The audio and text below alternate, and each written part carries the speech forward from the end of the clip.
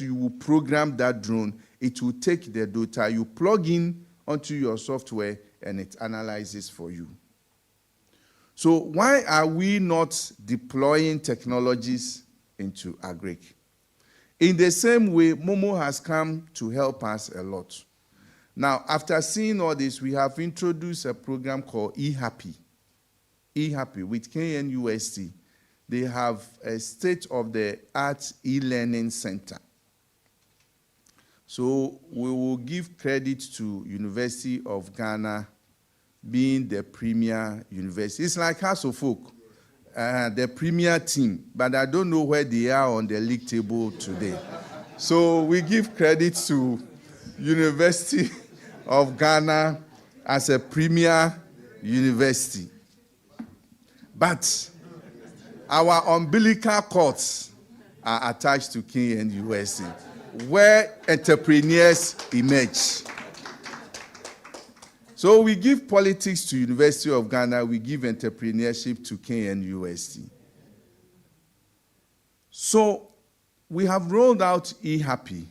First, we are doing 100 agripreneurs, e-agripreneurs, and they should be able to use ICT tools to do remote monitoring, e-extension services, basic digital financial services, e-commerce. How many, apart from food joints, that has something to do with agric, that we use e-commerce, or what other things do we use e-commerce to in Ghana to promote agric marketing? Very limited. But look at the traffic of transaction that's happening on e-commerce. And we are out. Then we have agri-tech ambassadors. Today, if I should go to TikTok, or if you should go to TikTok today, most of the things that you will see are things that will make you laugh, but they will not put any food on your table. Nothing about food. But you can spend hours on social media platform, navigating through it from the time you wake up. 1 hour, you are still on your social media platform. And now the thing is, I am a social media influencer. It's recent that I got to know that is also a main occupation. That social media influencer is a main occupation. I don't have any problem. Emerging occupations are coming. But can we get some of our young people to become social media influencers focusing on agric? And that is what we want to do. So we are targeting 500 young people who will come in as social media influencers. We have a Vivi Rice. Why can't a young person pick it as I am a social media influencer? I am pushing a Vivi Rice. Won't you get money from the company? So these are the things that we are trying to do. Logistics management in value chains are very critical. And now that I have been signaled to sit down, what I want to say is that agriculture is vibrant.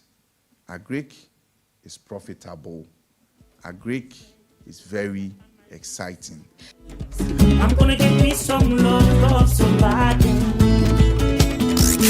Unleashing the power of relevant radio. This is Citi 97.3.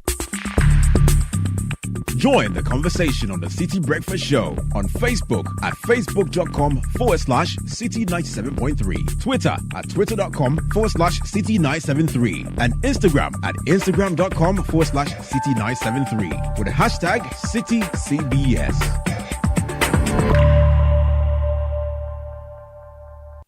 The Citi Breakfast Show. Rise above the noise. I can see all your joy. Production, processing, aggregation, transport, storage, and then marketing, exports. Now, these are the critical activities along the agricultural value chain. So agriculture is not just about production. is about aggregation. It's about supplying inputs to those who are engaged in production. It's about warehouse services. It's about processing. So sometimes people tend to conflate agriculture just as farming. No, it's more than farming. Even within the farming space, there are lots of activities within production. So whether input and so forth. But I wanted to put this one out there so we all have a clear understanding of it. Now, what it means is that all these key activities are areas that you can get onto if we should participate in agricultural value chain. Whether it's production related, whether it's processing related, whether you want to be in the markets, you can find a space within that. Okay.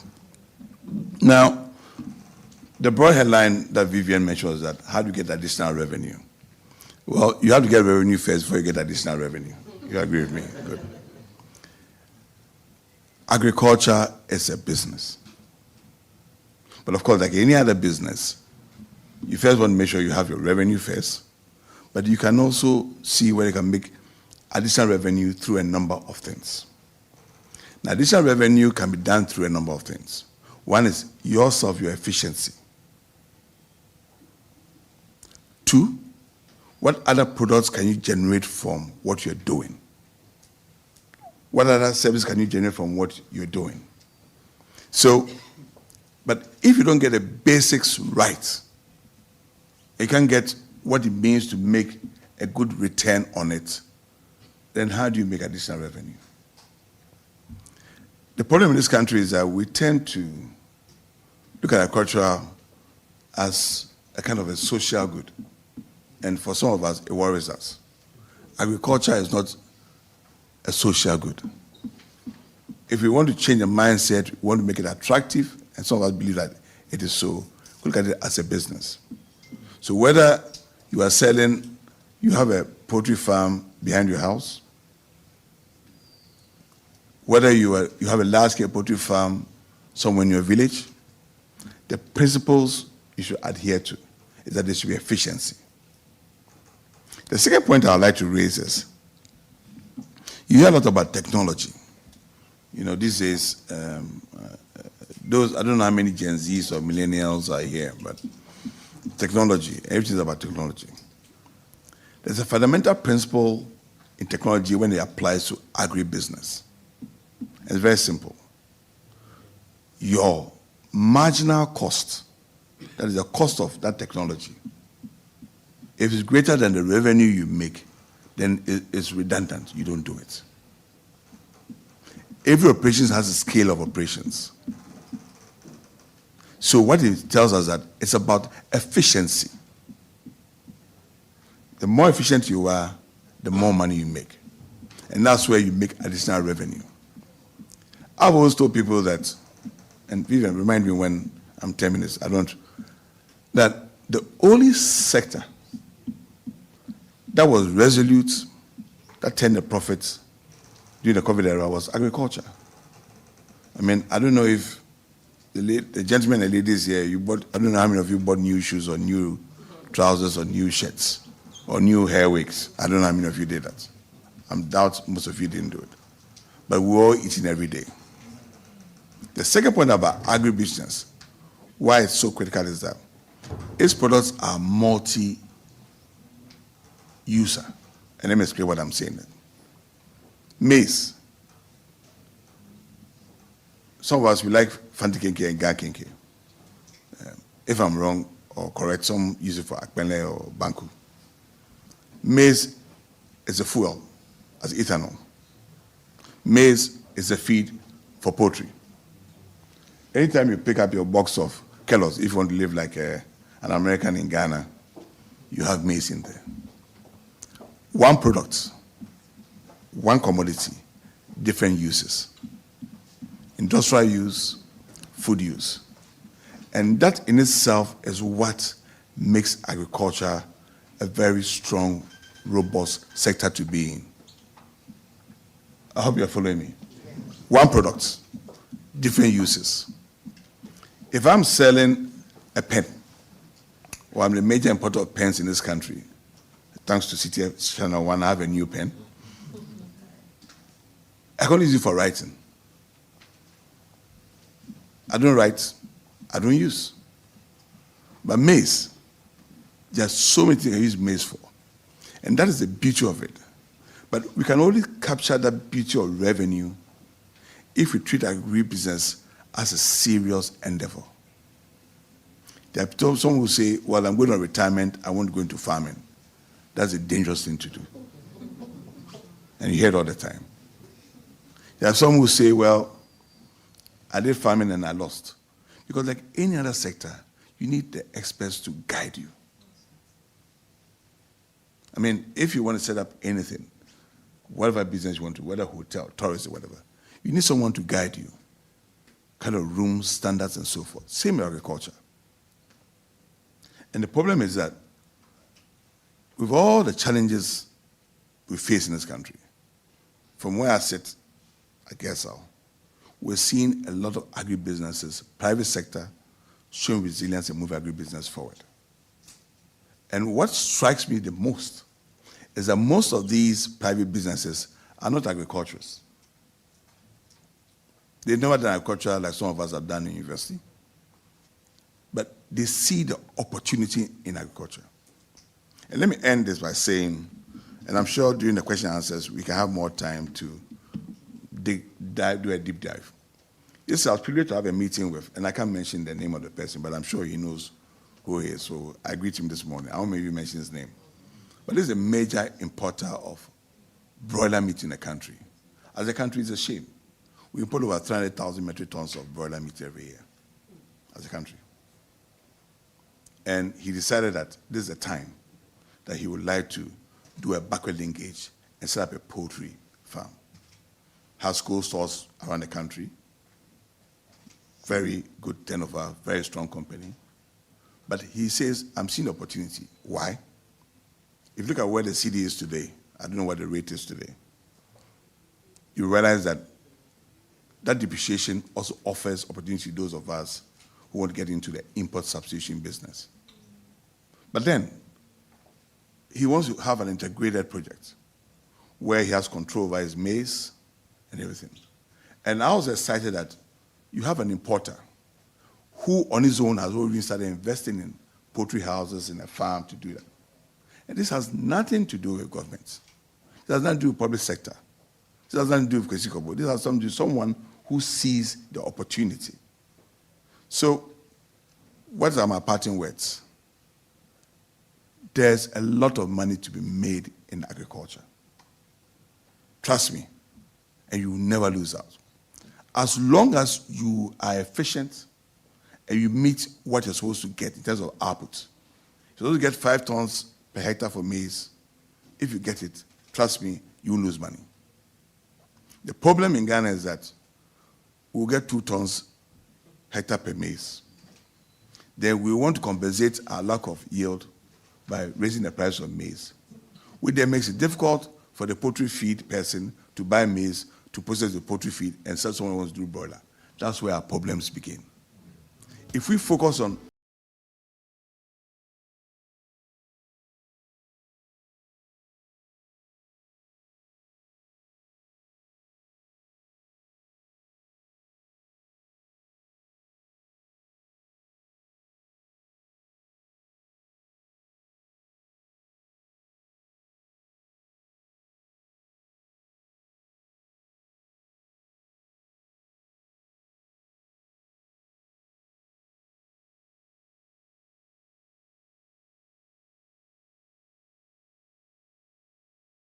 Station.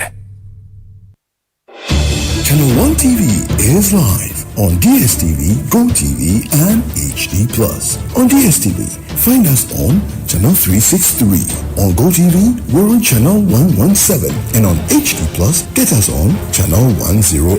On a digital TV, run a new search. But take note that without an antenna, you cannot access Channel 1 TV. Channel 1 TV can be accessed on any free-to-air digital box, like the DSTV and HD+ boxes. Channel 1 TV, telling your story, empower. Powering change.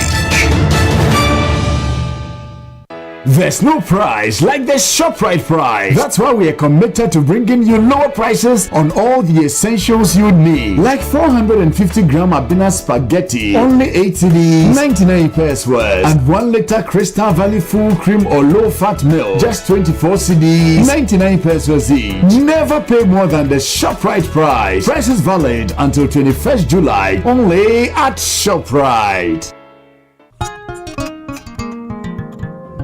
My name is Kweku Efa Frempong. I used to be a sales agent at one of these banks. Due to the COVID, there was a layoff and I was affected. Till I got to find out about the GAU Start project. So I applied and I was chosen to be part of the training. They taught me about how to do a good market research, how to be able to also register your business. So after the training, I received some grants to start my own business. So the name of my business is Jifa Farms. I really like to show my appreciation to the GEA, the World Bank, and also the government for bringing up this opportunity, this project for a lot of young people out there. GEA, transforming MSMEs, empowering people.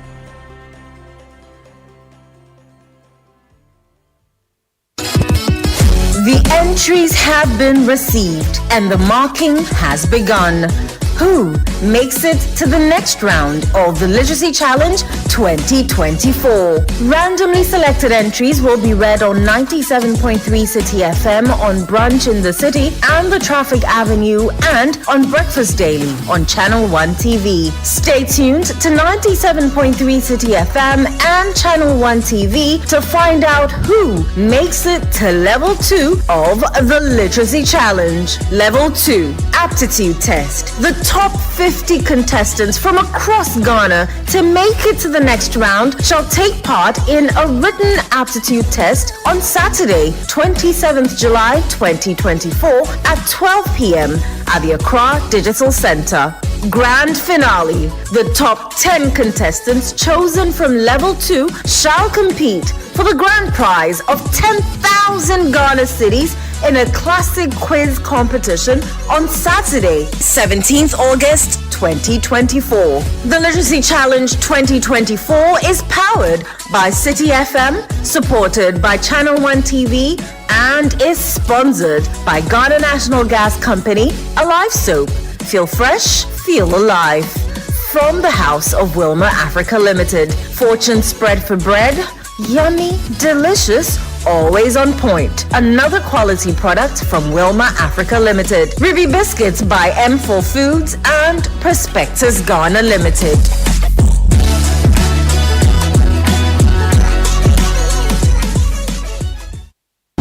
The Citi Breakfast Show. Rise above the noise.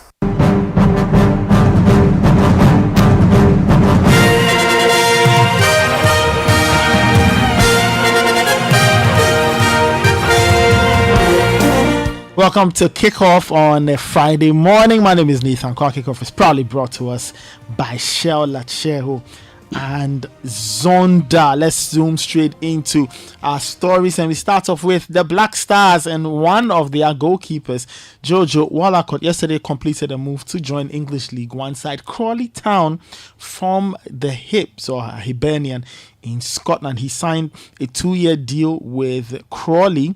Now Wallacott is joining from Hibs. Like I said, he was initially going to play for Hibs for 3 years, but injuries forced him to get limited opportunities at the club. Now the club said they could not guarantee him playing time going forward, and so they had to come to an understanding. And for Jojo Wallacott, it was important that Crawley Town jumped into the picture and he signed a 2-year deal with them. He's going to be reunited with Crawley Town manager Scott Lindsay. The two of them work together at Swindon Town and they get to repeat that relationship at Crawley Town. So Jojo Wallacott, look out for him in the English lower tiers, and congrats to him on that move. And we stay with football because former CEO of Accra Hearts of Oak, Harry Zakor, has called on the club's leadership to hand over the reins to those who are younger. For Harry Zakor, he's criticized the club's current board and he has told them to manage the team effectively. And in that line, he wants those who are younger with fresher ideas to be the ones handling Accra Hearts-Evoke. How much is my shares? $150,000 or $140,000, which I paid for the ticket and traveling. If you have put in that $140,000, $150,000 those days, 20 years in the bank, how much interest will you get by now? Would I be number one floating shares in the club? But I don't want to fight anybody. It's on documents. It's in my box here, in my office. And they have it in house administration. Ashfoteta has everything. But what do I have to fight? To take cars to court? It will be a disgrace for Arizakor to take us to court. You see, in my time, you had a good board of directors.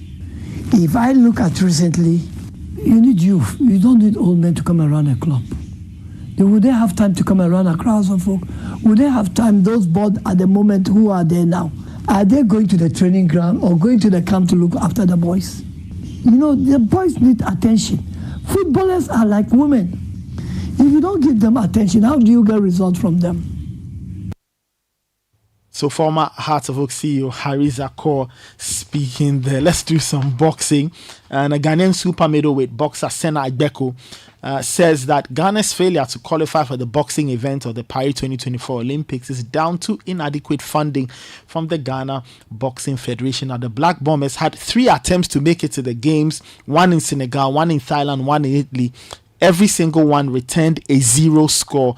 And so at the end, the Black Bombers cannot make it to the 2024 games. Samuel Techi represented Ghana in boxing in 2020, got himself a bronze medal. And for Sena Agbeko, he wants the Boxing Federation to focus on training camps and nutrition to ensure that the boxers are well prepared for major international competitions. I mean, it's for me, it's disappointing that the Ghanaian team didn't qualify any boxers to this year's Olympics. One of my biggest motivations for boxing was the 2008 Olympic team. You know, they went to Beijing and I watched them and I was very impressed, and it was one of the reasons why I decided to box. So for me, it's very disappointing. Personally, I had a dream of going to the Olympics myself, but you know, due to some political stuff within the Ghana boxing community, I wasn't able to pursue that. So I immediately went pro. I've been away for so long that it's hard for me to have an opinion on what could have gone wrong, you know. And obviously there were other African countries that qualified. I know Nigeria qualified. I think Senegal may have some people as well. So I mean, I think that just going back to when I was here, there was a lot of negligence from the authorities in terms of like funding, helping these boxers, you know, camp, have the proper food, have the proper rest, nutrition to help them get ready for the event. So I think that, you know, we need to tackle those basics to begin with, and then hopefully that changes the outcome in the future. That was a Ghanaian super middleweight boxer based in the US, Sena Agbeko there. Let's get to some European football, and it's transfer time. Teams are signing players. Teams are adding to their teams and letting go of old stock, if you like.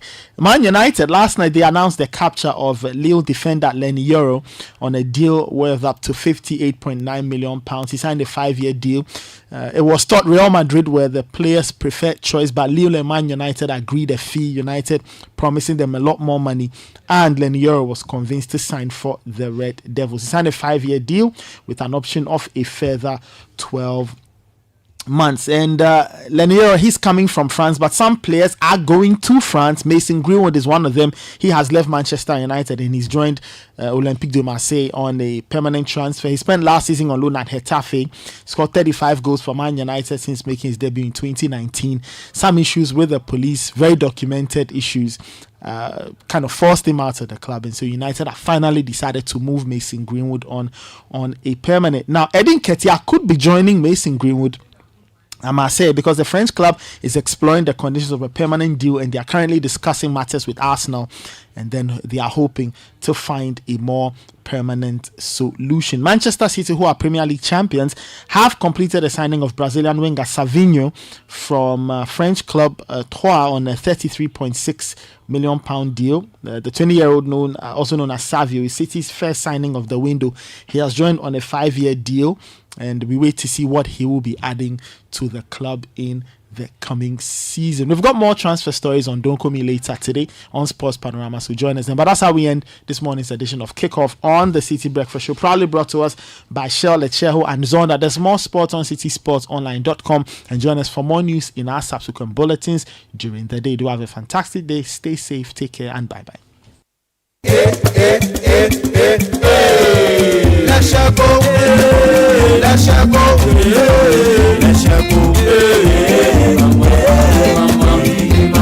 If you need unique services, innovative financial solutions, we deliver on our promise, cause we are number one. Let's go, we improve your life. Let's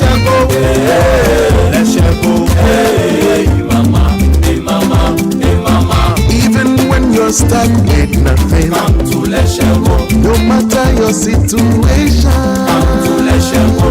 Let's go, we improve your life. Let's go, let's go, let's go, hey mama, hey mama, hey mama. Let's go, we improve your life. In a world where only the best survives, you need a fuel that can match your drive. A fuel with unparalleled protection for your engine, superior efficiency, and unrivaled performance. A fuel so unbeatable, when you get behind the wheel, you'll focus on what really matters. The journey ahead. That fuel is Shell V-Power, because no other fuel gives your engine better protection, better efficiency, and better performance. Be unbeatable. Drive unbeatable. Shell V-Power. Shell, go well.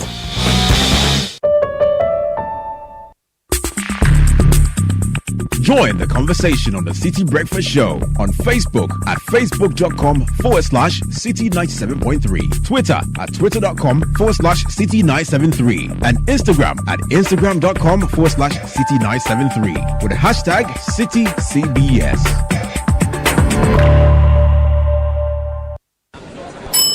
Going up?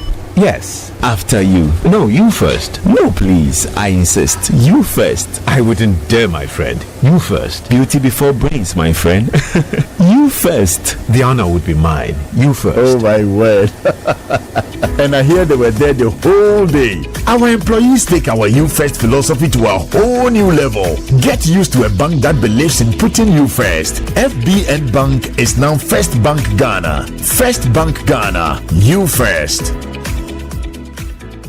You listening to me on the radio. I know exactly what you need, and I go sort you out. But first, quick introduction. Maybe the connection man. I'll make things happen. Whether it be business, fashion, or the latest trend in town, I go connect you. I know when people connect, big things they happen. I am the plug to your plug. Anything you want, that's sorted. I go show you where options they line them up for you. You want download or you want stream? Link up. I got you. I conquer everywhere from circle to KJTia. If you come to Navrum, Jiosu to Kita, Techima to Kumbungu. I'll be the link between you and the next big opportunity. It be me where I go connect you, make it happen. Oh, you want to know my name? I am Telecel. Switch to Telecel for the best value voice and data services and connect to the things that matter. Connecting dreams, connecting goals, connecting passions. Telecel, connecting energies.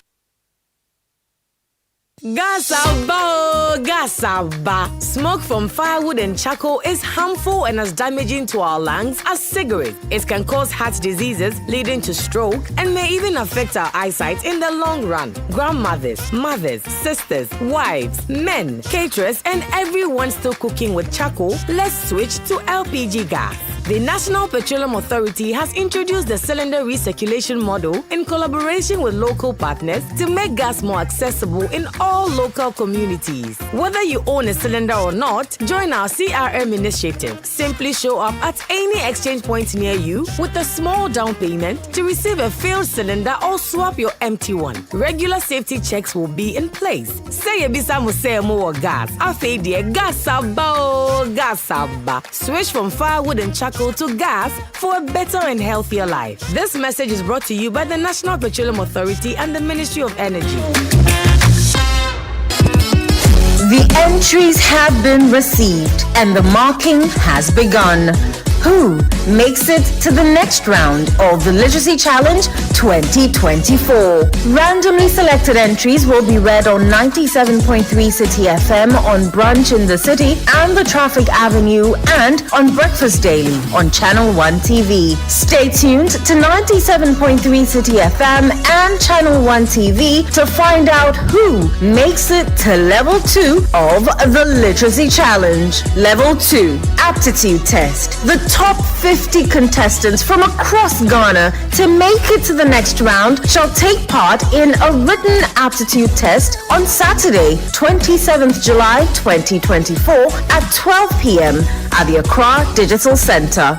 Grand finale. The top 10 contestants chosen from Level 2 shall compete for the grand prize of 10,000 Ghana cedis in a classic quiz competition on Saturday, 17th August 2024. The Literacy Challenge 2024 is powered by Citi FM, supported by Channel 1 TV, and is sponsored by Ghana National Gas Company, Alive Soap. Feel fresh, feel alive. From the House of Wilmer Africa Limited. Fortune spread for bread. Yummy, delicious, always on point. Another quality product from Wilmer Africa Limited. Ruby Biscuits by M4 Foods and Prospectus Ghana Limited.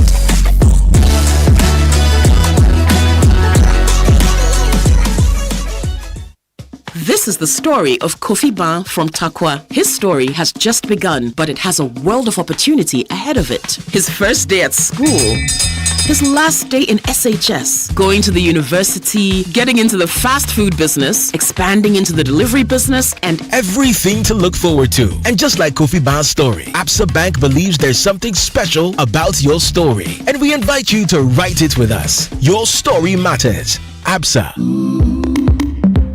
There's no price like the ShopRite price. That's why we are committed to bringing you lower prices on all the essentials you need. Like 500 gram good start porridge white oat, only 16 cedis, 99 pesos, and 1 liter series juice for just 39 cedis, 99 pesos each. Never pay more than the ShopRite price. Price is valid until 21st July 2024. Only at ShopRite.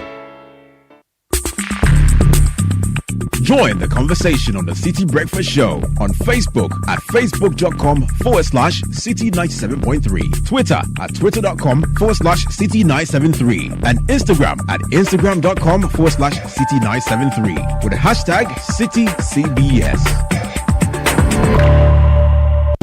The Citi Breakfast Show. Rise above the noise.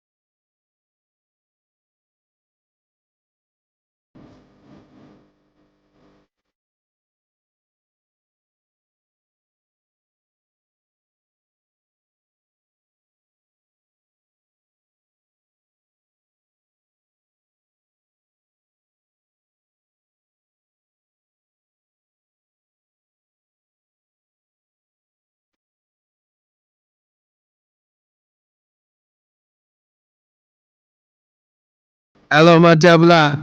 E-L. Mina Bupo. No, I love this verse. And there are some special people that you want to tell them that, look, on this special day, Mina Bupo. You want to tell them that, look, Miss Sweetie Jolly, my one and only one short day. No, I'll be coming your way with all those dedications, so send them through 0549 986 996. In the meantime, Kickoff was brought to you by Shell and Let's Share Home. Listen, there's a simple truth about love. It drives us to give of our very best. In the same way, Shell Fuel drive your car to peak performance. That's why every car loves Shell. With over 100 years of innovation, you won't just be buying any fuel, but the most advanced fuels which will save you money in the long run. This we do with our Dynaflex technology. It's the most advanced fuel designed to prevent deposit buildup and keep your engine clean and protected. They're also designed to help save fuel and get extra kilometers from each tank fill, so you can do more in your day.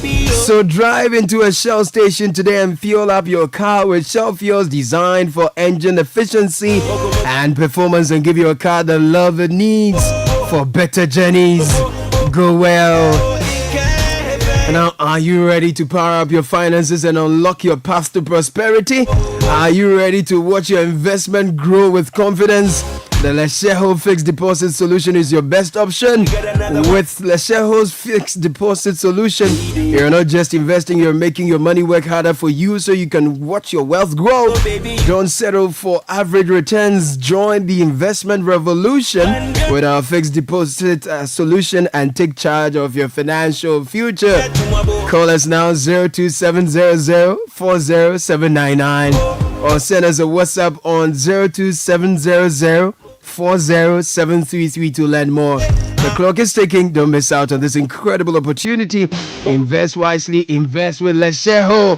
Let's Share Ho. Let's improve life.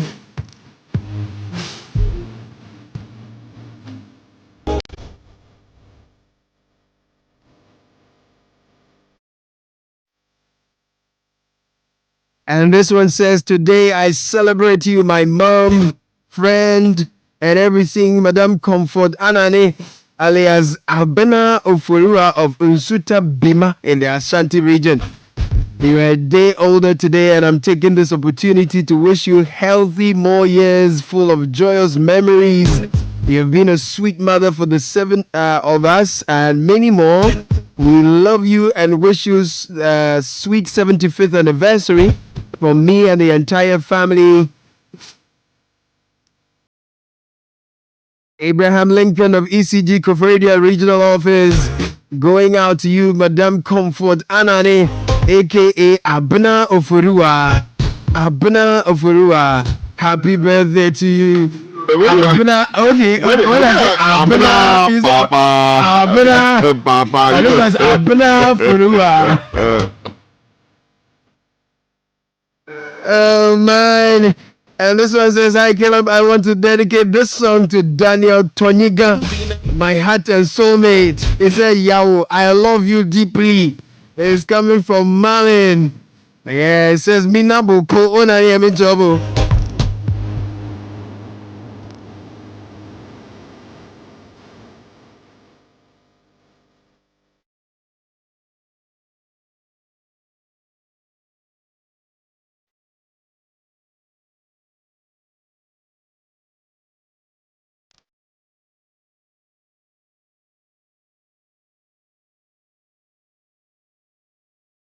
Yeah, there's a long one here coming from Sandra Amanfo of the Ministry of Health Admin Directorate from your...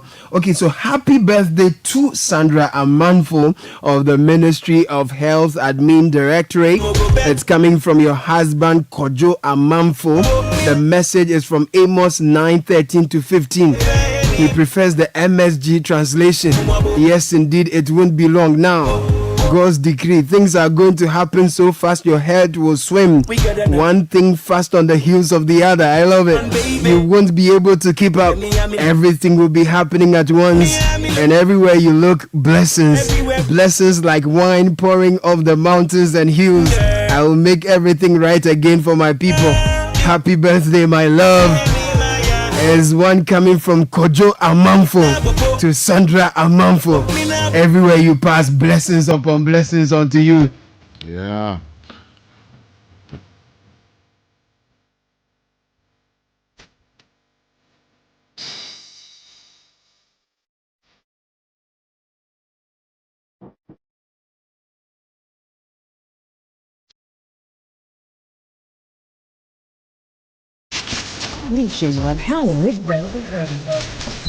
City.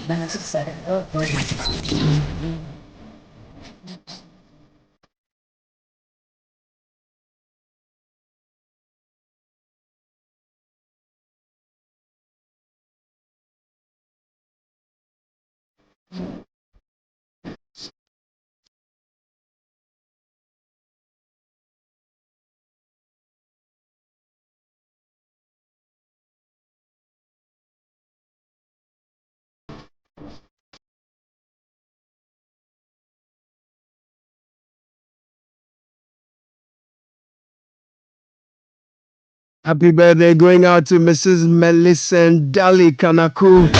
You are a super amazing woman. God bless you for us. This is coming from your darling, the dope MC Neil Ni Amate Kanaku.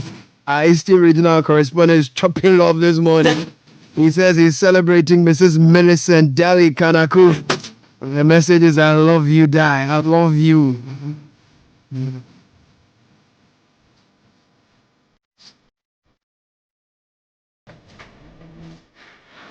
And very quickly experience an unforgettable summer escape with your Zenith Visa card. Spend a minimum of 3,000 Ghana cedis in at least 5 transactions and win an all-expense paid trip to the Olympic Games in Paris. Make this summer extraordinary with your Zenith Visa card. Use your Zenith Visa card for all your payments and enjoy the Olympic Games in Paris. For more details, visit www.zenithbank.com.gh. Terms and conditions apply. Zenith Bank, in your best interest. And if you're dreaming of Dubai, make it a reality with Global Wings Travel and Tours. Join us for a 6-day all-inclusive tour from 5th to 11th of August and 15th to the 21st of September this year. Experience the best of Dubai, from its iconic landmarks to luxurious accommodations. This package includes return air tickets, 6 night hotels, daily breakfast and dinner, Dubai visa, travel insurance, city tour, Burj Khalifa 124th floor, aquarium and underwater zoo, desert safari with dinner, marina cruise with dinner, IMG world tour, airport transfers, all taxes, tourism fees. Listen, let's make your Dubai dream come true with Global Wings Travel and Tours. Book now by calling or WhatsApping 055-368-8398 or 0550-188-181. You better check Now, Heritage Christian University College is set up to provide a missing link in tertiary education through creativity and innovation. They are at Amasaman behind the Olympic Stadium, and they've got a wide array of programs at either undergrad level or master's level. They are accredited by GTech and affiliated to KNUST and UCC. Call them on 020-229-8399 or visit their website hcuc.edu.gh. Heritage Christian University College, educating compassionate entrepreneurial leaders. The new order of retirement is here. Now you can retire on your own terms with a guaranteed monthly income for the rest of your life. Simply invest a lump sum into the Old Mutual retirement salary plan today and start receiving monthly income to enjoy the perfect retirement. And yes, it's that easy. Call Old Mutual on 050-453-4333 or visit their website oldmutual.com.gh. Old Mutual, do great things every day. Now, if you want to spec that old car or undertake a home makeover, or you want to go away and relax on the beach, here's the trick. Use your APSA card 10 times or more in a month, and you could be the lucky winner in the APSA Change Your Story promo. From now to the end of October, 5 lucky winners will take away 40,000 CDs each every month to change their stories. For more info, visit an APSA branch today, and this promo is regulated by the NLA on the Caritas Lottery platform. Your story matters. APSA, T's and C's apply. Now imagine launching your career or starting your own business or going to grad school within 6 months of graduation. And at Ashesi, that's nearly everyone's reality. All over the world, Ashesi graduates are noticed and they are leading successful careers. Visit ashesi.edu.gh to find out more. Remember, admissions are ongoing.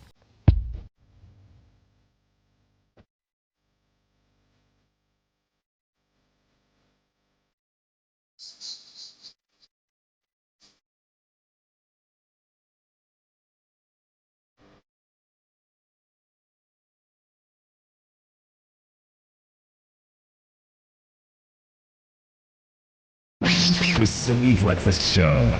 Rise above the noise.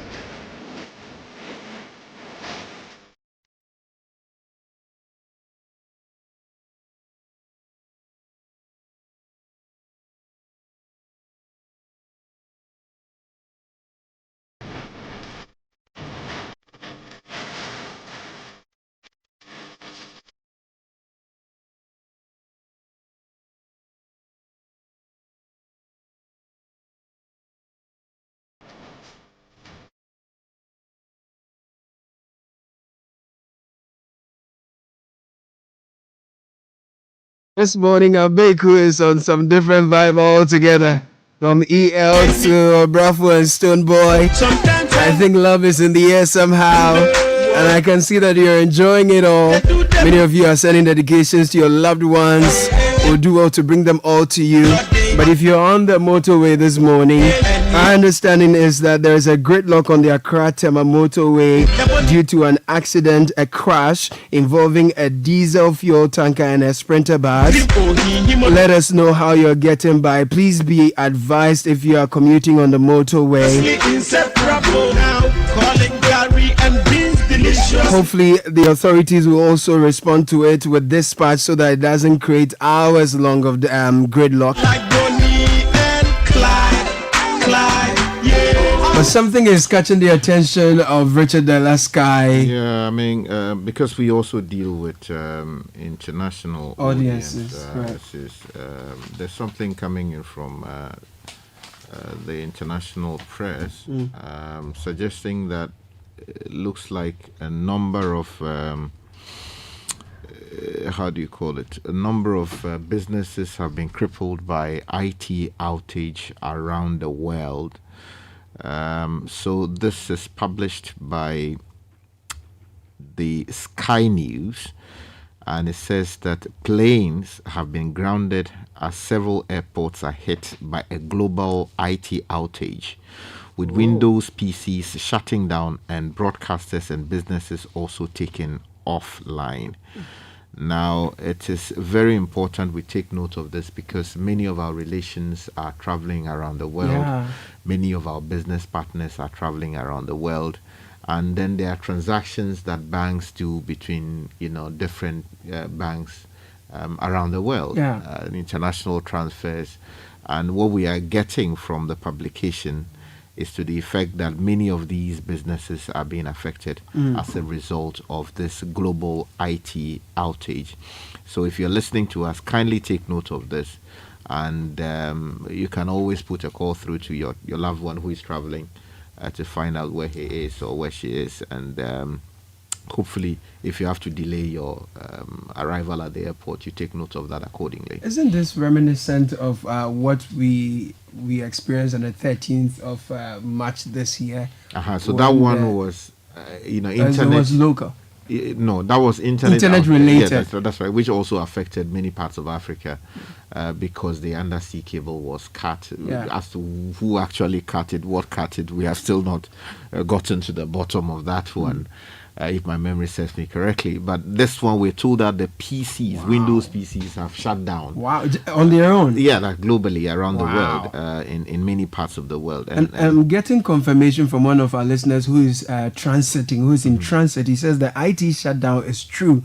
I'm at Heathrow now and about to fly out to work, and my flight has so far delayed for 2 hours. That's a serious one. Wow. You know that the world elsewhere. For 2 exactly. A lot of money will be lost as a result of this. And we are only praying and hoping that the planes that are in the air don't get affected by what's happening and they will all come down safely. and then also the rail lines are also impacted in a way, given what we're monitoring around the globe, and that there will not be any unfortunate development. Yeah. So we pray for all those people who are in the air, the people who are on the rail lines, and then also. Hold on. So would this affect more checking in, or it will affect the flights as well? So that if you were up there, of course you were having conversations with the tower downstairs. And what are they using? Walkies? Are they? If the machine is down, definitely it will affect your communication with. I'm sure the experts will tell you that there are other ways cabin of crew. Finding a way to safely bring flights down. We are praying that what we are reading and hearing doesn't degenerate, and that people will be safe. Yeah. I'm sure the experts know what to do. Just drawing your attention as a listener, so that if you have to get in touch with a loved one, please do that. And if you have to rush to the airport this morning, just note that there would have been some distractions. In the meantime, we were told you cannot delay your arrival at the airport as a result. Check-in times are still the same, even if your flights delay. Okay, really? How can check-in time be the same if your flight? No, I mean, you should show up. Okay, you have to. Even though there is this issue, that's right. If you have to check in at 2, don't say there is an issue, so you go there at 4. Yeah, that's you right. Get it. Especially when it comes to payment of compensation for all the cancellations, you have to show that yes, you showed up and all of that. Yeah. Getting your boarding pass if you have to, and related issues. This is a troubling story, but we pray that everything at the end of the day would restart and we'll be fine. While IT systems are having issues relating to aviation, on our motorway, we understand that there's been a crash involving a fuel tanker and a Sprinter bus, so it's causing some traffic. If you're moving to work and you are on the road, let us know. I'm hoping that after announcing this, there's been some prompt response to this. Again, this our motorway is now up to 30 kilometers. I don't know why we don't have tolls along the sides, so that if these things happen, we quickly rush in to avert them. But yesterday. Channel 1 television did a brilliant story about a huge gaping valley in the middle of the motorway, and someone decided to put tires to warn people. Car tires, about 3 or 4 of them. I saw because someone thought it was a brilliant idea to use bitumen to fill in the valleys that had developed over time on the motorway. And scientists will tell you that, sometimes it may work, sometimes it doesn't really make scientific sense to do that. So the thing is peeling off, and it has exposed, the huge gaping hole that's been left in there. And because of that, it's impacting vehicle tires, it's impacting smooth movement of vehicles across that stretch. And it is just embarrassing that this thing built by Kwame Nkrumah so many decades ago, which we still use a lot to move goods and services from Tema to and from Tema, it's become so bad. And for some reason, we can't, as a brilliant nation, find a solution that is truly lasting. So it's really embarrassing. The only thing we thought about was to go and put bitumen in there when the original founders of our nation, if you like, or the man who founded the nation thought it wise to use cement. Well, I'm not an engineer, but the thing is going bad again. And I just don't get it. The good news, though, is that we are told the traffic is now fluid, it's moving. The cause of the accident is the hole that was published on your website. Can you imagine that? So we published this thing yesterday. Oh, my God. I mean, the people in charge of the space, how do you get to work feeling that you are being paid by the taxpayer to do some work, and yet you failing to perform that duty that you have been given? People would have been maimed as a result of this accident. And this gaping hole did not develop just one morning. It developed over time. It developed over time. And the people who use the corridor are tax-paying citizens of this republic. Many of them are having to use public transport, trotros. Many of them are having to depend on the little vehicles that travel, that take them to and from their respective places of work and places of abode. Right? Yeah. And they are exposed to the hazards that have developed over that, along that corridor, over God knows when. And we've been talking about this for some time now. And yesterday, we did a story about it. Now we are told that there's a development or an accident as a result of that. I mean, why should we leave these things unattended? I mean, it hurts. It hurts that someone going to work or coming back from wherever he's gone to is maimed as a result of things like that. The motorway is no longer fit for purpose. It is killing people. It is maiming people. And yet officials who are to do the job are basically sitting down, not doing virtually anything about it. And it's even more painful to know that these are existed not for want of knowledge, not for want of an awareness that they exist, nor the effect or impact it leaves on the users. You understand? I used the motorway Saturday night and it was so pitch dark. I couldn't believe that this is still the situation, because if you're talking about potholes, we've been talking about potholes on our motorways for a very, very long time. If you're talking about street lights on the motorway, we've been talking about street lights on the motorway for so long a time. This morning before 5, driving on the N1 coming from the Malam side of things towards, the office, all the way from down the Makati Hill traffic light, all the way to, the Apenkwa end, the traffic lights are not working.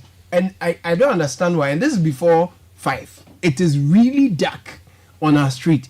And I don't know if we are okay with the state of our city at night. It appears that we are not worried about it. It looks we are not concerned about it. It's not embarrassing to us, because if it were, we really would have fixed it. These are not things I think we prioritize. We seem to be okay. We've become comfortable with it because over time we all adjust. Look at me. 2 weeks ago, I came to this office without these glasses. Now I can hardly drive at night without these. Do you understand? So the only reason why I'm getting this is really now because my vision at night is poor.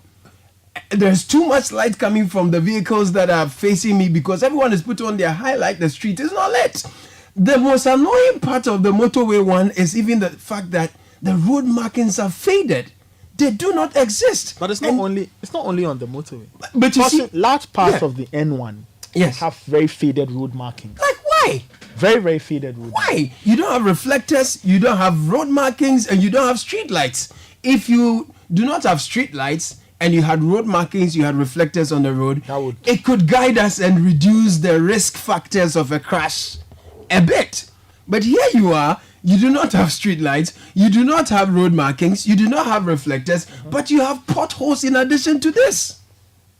It's like we have a very fine mix for road crashes.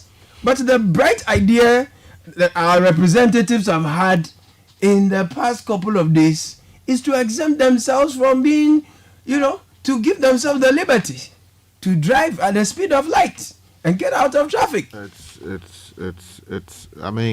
It's sad. It's sad. It's sad. If the Minister for Roads is listening to us this morning, he should do the needful, because citizens on that corridor it's a huge gamble with your life, venturing onto that stretch every morning, every afternoon, every day. It's a huge gamble. You are taking such a huge shot in the dark, hoping that it will strike something and you'll be lucky and get home safely. Something must be done. I know that some time ago they told us that they were going to do redevelopment of the corridor, and there was some clearing done. Yeah, on the sides. But up to now, if I just yell and nothing has happened. So please, citizens expect their government to do its part. You always complain there's no money. but you have money redeveloping other roads, inner roads within the city. So please find the money and go and do something about the motorway. If you will not reconstruct the whole thing or rebuild the whole thing, at least make it more trouble. Fill the gaps, go and put, if it's concrete, you have to collect from Mahama or Gassem or whoever. Do something about it. Do something about it. The life of a Ghanaian should matter to someone in office. Papa Sam, welcome. Honestly. Sky, Charlie, let me apologize to listeners first. And my apology is for the fact that this is the umpteenth time that we are dealing with this issue, and it sounds repetitive, but that's life, man. So, picking up from where Sky left off, there's about money, maybe not money. Because you see, there's an issue of behavioral and attitudinal marketing or social marketing, which we have left to the dogs. Nobody deals with how people behave. Okay, that's the first point. So you are driving on the motorway and you can cross lanes anyhow. Any vehicle can park anything and drive on the motorway. They can stop anywhere. Some people stop to have a chat on the motorway. Okay, how people behave. It doesn't take money to deal with that. The second one is law enforcement. People are still doing unauthorized U-turns on the motorway. Trotros are packing and picking people. The road furniture is all gone bonkers. Nathan was talking about the road markings. Nothing to direct drivers and pedestrians. You see, so far I haven't talked about money.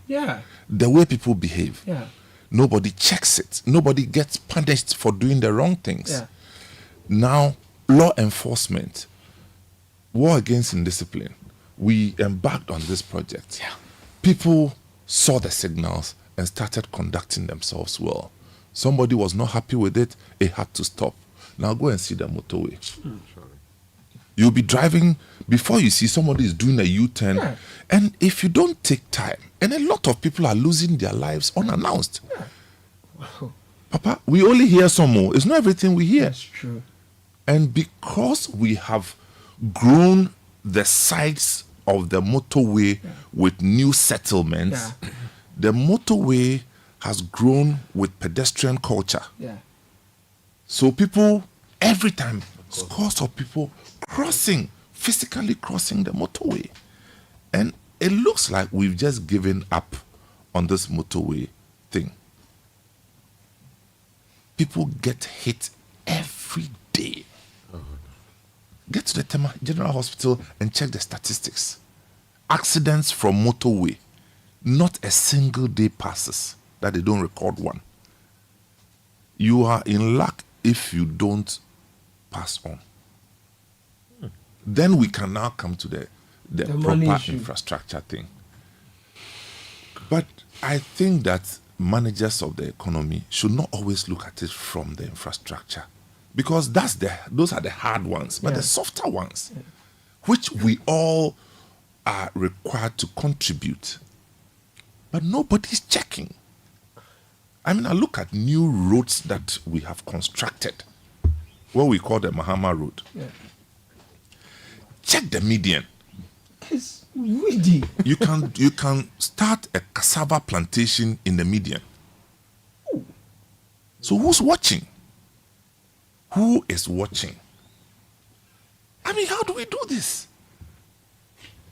Somebody is taking taxes. Somebody is taking levies. The one they take for houses. Property rates. But you don't see. You don't see the logic in it, as in when they collect it, and I'm eager to pay because I will see that my environment, it impacts on my environment. Now you don't see that. That's why people are reluctant. So people drive at night and it's become the new normal. The other time we're talking here and I said, I experienced this. Students, Western students, I think they were from North America's universities. They came to Ghana and the briefing they were given don't go anywhere. That here you are more likely in Ghana to die out of road accident than any disease. Wow. So when we pick all the diseases, road accidents come first. Top killer disease. I'm telling you, road crash. If you go to Kolebu and talk to the doctors. Yeah.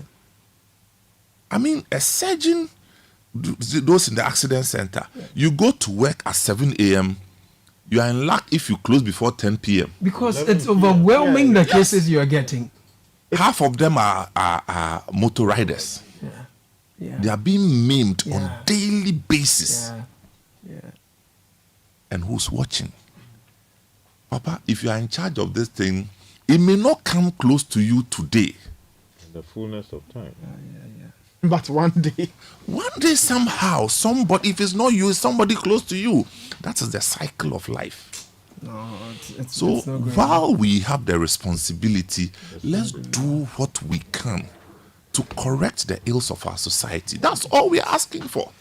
Look, I'm going to take care of a few announcements and we'll come back to this. And we keep rehashing these because we want solutions, we want answers. It's not because there isn't anything else for us to do. There must be improvement. If for nothing at all, like I said from the onset, this week we have seen that when we talk about issues, when we push things collectively, when we come together and address a matter, those who have ears listen and things can get done. That's why we are rehashing these so that we can get solutions so no one dies a needless death because they were crossing a road or they were just going to do business. That will end the government some taxes anyway. In the meantime, VW Ghana is excited to announce its 40K promo campaign.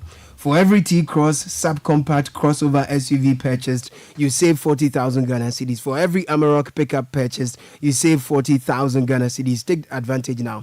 Drive Ghana, drive Volkswagen. Hurry while stock lasts. T's and C's apply. For more information about our range of models, Virtus, T-Cross, Tijuana Allspace, Terramount, and the Amarok pickup, call or WhatsApp VW Ghana on 025 795 6688. Now tell me, let me tell you a story about my old neighbor, a hard-working baker who makes the tastiest pastries for many years. She's always had a small shop. On my way to work today, I passed by her shop and she's upgraded to deliveries. All it took was a conversation with Absa and she got a collateral-free loan of up to 500,000 Ghana cedis with a 10% annual interest rate, best rate on the market today. So for budding entrepreneurs seeking the next chapter in their stories, visit any Absa brand to speak to someone to help guide you on your journey. Because at Absa, your story matters. Now, every time we eat, food and sugars are trapped between our teeth, leading to tooth decay, gum disease, and in some cases, foul breath. Brushing your teeth every morning and night with Pepsodent Cavity Fighter gives your teeth the protection they need, leaving them 10 times stronger. Is fortified with pro-fluoride with micro-calcium ingredients, sealing tiny and invisible holes in your teeth. This prevents cavities, keeps your teeth strong and your mouth healthy. We've been doing this, educating Ghanaians on how to brush their teeth day and night for 25 years. We're recommended by the Ghana Dental Association. Call us toll-free 0800 2030. Always remember to brush your teeth in the morning and before you sleep at night. Pepsodent, every smile matters. Now, between the 23rd and the 27th of July, Guaranteed Trust Bank Ghana will hold the third edition of its biggest corporate social responsibility initiative, the GT Bank Annual Autism Workshop and Consultations at the Kofi Ohene Konedu Auditorium, UPSA, under the theme A Spectrum of Possibilities. There'll be in-depth discussion on autistic spectrum disorders, inclusive education and communication across the spectrum with various experts, and you are invited to be part of this. If you want to know more, call 0800 124 000. GT Bank, wouldn't you rather bank with us? Your messages are in, and trust me, initially, Papa Sam, this is not even a topic I had in mind for discussion. What is worrying me really is that GAU is warning that food prices are going to increase again. And for me, I thought we're already dealing with food price that has gone up already, because last I visited, I was told that the tuber of yam has gone up, the price of a tuber of yam has gone up, and again, because of the challenge we have with respect to standardization, I'm not able to tell what size and weight of the tuber of yam that is going up. But GAU is telling us that because the Concerned Drivers Association is telling us they're going to increase transport fares by another 15%, then food prices are going to increase once again. We've not even had time to discuss this, but the everyday issue of this motorway, pothole, street lights, road marking thing we are always talking about. It all comes together. It's all connected. If roads are bad, and sometimes you make this point all the time. If roads are bad, it will also impact the price of the food we eat. So you spend more money carting the food. Oh, Charlie. You may bring a good quantity. You will lose some on the way because the roads are so bad. The journey is extended. You lose some. Then the person who's carting the food, it will cost them extra. So now they slap that extra on the food item. We are the ones who have to bear the weight. Wow. No, I think by now, government politicians should understand the equation. That if you do a price sensitivity analysis, you notice that there's a cycle. Okay, you talked about transportation. So what then it means is if say I have yam in Yendi. Yeah. The understanding is that I should have the lowest price because I haven't deployed any transportation. Okay, good. Now, it's my business. So somebody from Accra comes, transports themselves, comes, and then pick them to Accra. Yeah. So it is the cost of transportation plus the tuber of yam. Yeah. And so logically, it's going to cost more in Accra than it would in. But this is the cycle. Now that person who supplied the tuber of yam in Yendi, over a period of time, ends up going to the hospital and then has to buy medications that have been transported from Accra that have been affected by the same, price hikes. So you see that they are affected on both ends. So with time, they are also informed that for me to survive, I need to increase my price. Yeah. So this is the cycle that I'm talking about. And if you understand this equation, you will notice that two things that we can't joke with: cost of forex or the conduct of our forex exchange, and again, the price of fuel. Yeah. Because once it shakes itself, everything else is going to shake. Yeah. And these are not things you legislate, because you can't legislate. I mean, they've been trying to legislate the price of cement. It's not working. And as if we knew where it was going to go. It cannot be legislated. You can monitor it, yes. You can be more involved, yes, so they are they don't have abuses, but you cannot legislate it. Yeah. If you ever succeed in legislating the prices of cement, eventually you will succeed in collapsing all the cement factories. It's quite a thing. I'm learning that the traffic on the motorway the thing has not been resolved. Okay. There's still traffic from the bypass to Community 18 for those of us going to Tema. Okay, so there's still a challenge there. There are some messages I'll bring before that. Somebody, a friend of mine, just sent me some statistics. Yeah. Motorcycles fatalities, and he says that motorcycles have risen from the 7th cause of road traffic fatalities in 2002 to the first position as at 2021. Yeah. As at 2021, first position. And of all the motorcycle accidents and fatalities, Okada alone contributes to 85%. Okada, the one that we are saying we want to legalize. Yes, 85%. We are not serious in this country. And Sky, you should see some of the pictures. Oh, yeah. The pictures of the Okada fatalities. I mean, if I show you some, you can't. I don't think you can eat for 3 days. And a large part of this is down to law enforcement, right? Because when most vehicles stop at a red light, some bikes are trying to maneuver their way in between and go. Clearly, if you are jumping a red light, you are risking your life and somebody else's life, because if it's red for you, it is green for somebody. So it's another issue of indiscipline. So there's a lot of indiscipline that once the law is not biting and punishing enough to deter people from doing this, they will keep doing this. And I was going to say something. When we talk about the value or the weight of road crashes, look, of the 10 things that kill humans on earth, right, 9 are diseases. The other one is road crashes. But Ghana has become the first. Think about it, right? The 10 things that kill humans on this earth, 9 of them are diseases. Yeah. Cancers, whatever. And some of which you can say you may not always have control over. Some of it you can do a lot about.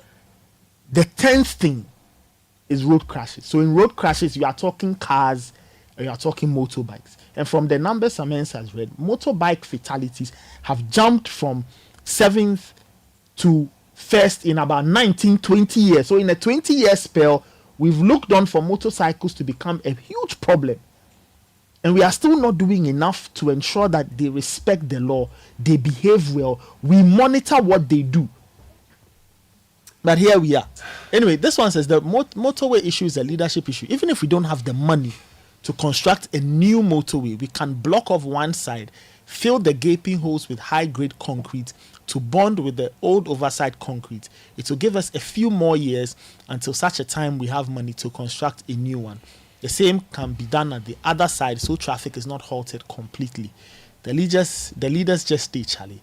No problem solving going on. Well, I agree, but I think we'll have to come to a point where we reconstruct the motorway and get it back to a proper working condition. Let's patch here, patch there, patch here, patch there business. Clearly, it's just not working. This one says, my question goes to Sky, someone wants to ask you a question. Says, will it be out of place if we take the government to the ICC or report it to the IMF, World Bank, or any international development agency for failing to develop our country? I know we may not win, but it will serve as a record that the people did that because we are angry. Michael Mpokwasi is asking, saying that can we take the government to court?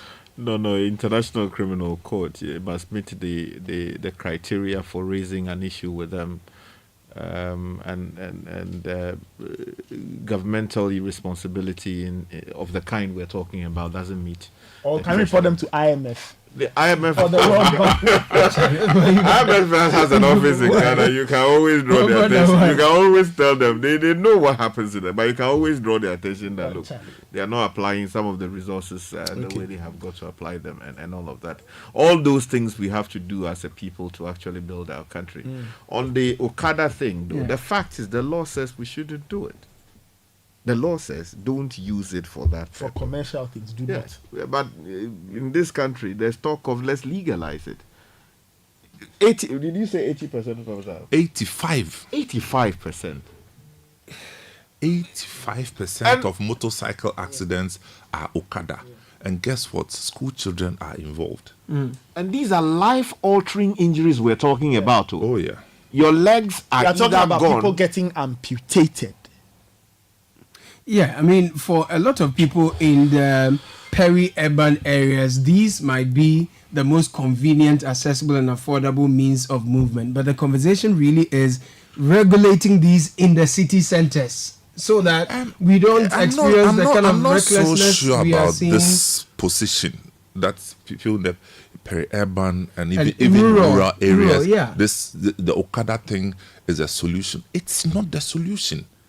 We can improve on the use of two-wheel motorcycles to make it in the tricycles. The tricycles work better. You add a side They're safer. Yeah, or you can add extent. What I'm saying is that somebody should take a deliberate measure to make it safer. Right. But as for the two-wheel, it's a no. You can't do it. At times, look, in the villages, I think about 3 or so weeks ago, when one of the rural areas, I saw a motorcycle. This guy had as many as 4 people, including himself, on one motorcycle. Yeah. And 2 of them were school kids. That's dangerous. Tucked in between 2 adults. And there's a lady at the back waving at somebody, waving. Yeah, bye-bye. Bye-bye. And I'm like, what is this? Yeah. And then they can even wave at police people. And I'm sure they didn't have crash helmets. For the way. Crash who? They won't have. The police actually jump onto the... Sometimes without it themselves. I once know there was an incident. This happened around North Carolina. So this policeman was trying to stop a trotro driver, right, or a trosky. And I think that something. So the trosky turned around and was trying to get away from the policeman. The first thing the policeman did was to flag down a motorcycle, and he hopped. Oh, so he jumped on the motorbike to pursue the undisciplined driver. Yes. Was he on a crash helmet? That's a different conversation. But here's the thing. I mean, we started this conversation with IT systems going down globally, which is affecting the aviation industry, and we were cautioning our listeners about those who have flights to catch and all of Just that. go This to is the the situation. airport. This is what is happening. It's good you get to know. Then we got a message from some of our listeners who make us understand that a hole, okay, a motorway, a pothole on the motorway caused some traffic. Someone has also sent a message that he burst a tire at some point. We understand that the motorway situation has been, there's been traffic even up to this point. We are learning, and a conversation we are having this morning is, look, the other thing I feel about us and some of our problems is that there's something in psychology they call conditioning, so that you get so used to the problem that you develop coping mechanisms. So we've gotten used to some of these problems that it's become a normal part of us. But listen, it's not normal to have your streets dirty. It's not normal to have potholes on your motorway. Let me read to you what a motorway is supposed to be. For those who have become so used to what this one is, that they think this is what it should be. A motorway is a dual carriageway road designed for fast traffic with relatively few places for joining or leaving. It's a dual carriage road designed for fast traffic. First of all, fast traffic with relatively few places for joining or leaving. So this is our motorway, first of all. We must stop calling it motorway at some point. Let's reclassify it. Yes, because even if we fix the potholes on it, do the road markings on it, people are still stopping just anywhere and picking and joining and doing U-turns. How is this? But technically or functionally is no more a motorway. So that's highway and well, I don't think it's been reclassified, but functionally is no more a motorway. By definition, because you see, there are too many slip roads now. I mean, for the motorway, by your own definition, you don't have U-turns in the manner we have created. You know, if people, I mean, motorway without road user instruction, there's no infrastructure to manage traffic. Look, you cannot put out a road as we have and then just write notice on the board without using physical means of containing traffic. You understand? The other day, what do you call that thing? The thing that they do there so that to block the thing, the gantry. One, they put one near the mall. The mall. Go and see what's happening. Oh yeah. Somebody has run into it. When he hit it, he parked his vehicle, and then the boys got down, removed the gantry, threw it away somewhere. I'm sure scraps people also take it and go and do business with it. And nothing happens to anybody. Come on, man. Nothing happens to anybody. So the gantry is supposed to control the height. That's how you maintain roads. You use physical. You in the UK, the road at times as you move, it's narrowed or expanded. It's narrowed, physically narrowed, so that it will prevent certain vehicles from using that part of the road. You can't sit in your office and then occasionally you see some random police people going to stand there to do meet and greet. policeman, you are greeting me for what? You see those and then your boys are here. Who told you you are my boy? Just do the work. I'll say it's Friday. No, I mean you have to be. There's a customer service approach to this, but we can't sacrifice the work. People are dying on our streets. People are dying on our roads, and you see, it costs so much money to build roads. It costs so much money to build roads, so we can't invest money to build roads and leave it ajar for people to misuse it. How? I mean, the one that kills me, in fact, it cuts through my heart, is the one that they finish a nice road. Yes. And then months after, you see some random boys digging across the road that they are fixing pipe. Fiber optic cables or things. Or they are doing speed ramps. Yeah, that one. I mean, why? It's so upsetting. So you see what I said about the conduct. The way we conduct, nobody educates people consistently that you don't do this. You don't, look, till today, underground in London, till today, somebody is telling you to mind the gap. That's right. Up to now, yes. Every day. All the time. In fact, every 5 minutes. You think they are foolish? Somebody, because they know what it means if they don't remind you. You just ditch. You go into a ditch and you'll be overrun by a train. That's fatal. But we can't let ourselves loose just like that. And every day we are giving speech. We are giving speech and all these politicians have turned themselves to motivational speakers. They are encouraging us to be here. And sometimes they join us to complain about the things we are all talking about. Who's supposed to be providing leadership here? Just to remind you, there was a publication by the Daily Graphic in January of this particular year.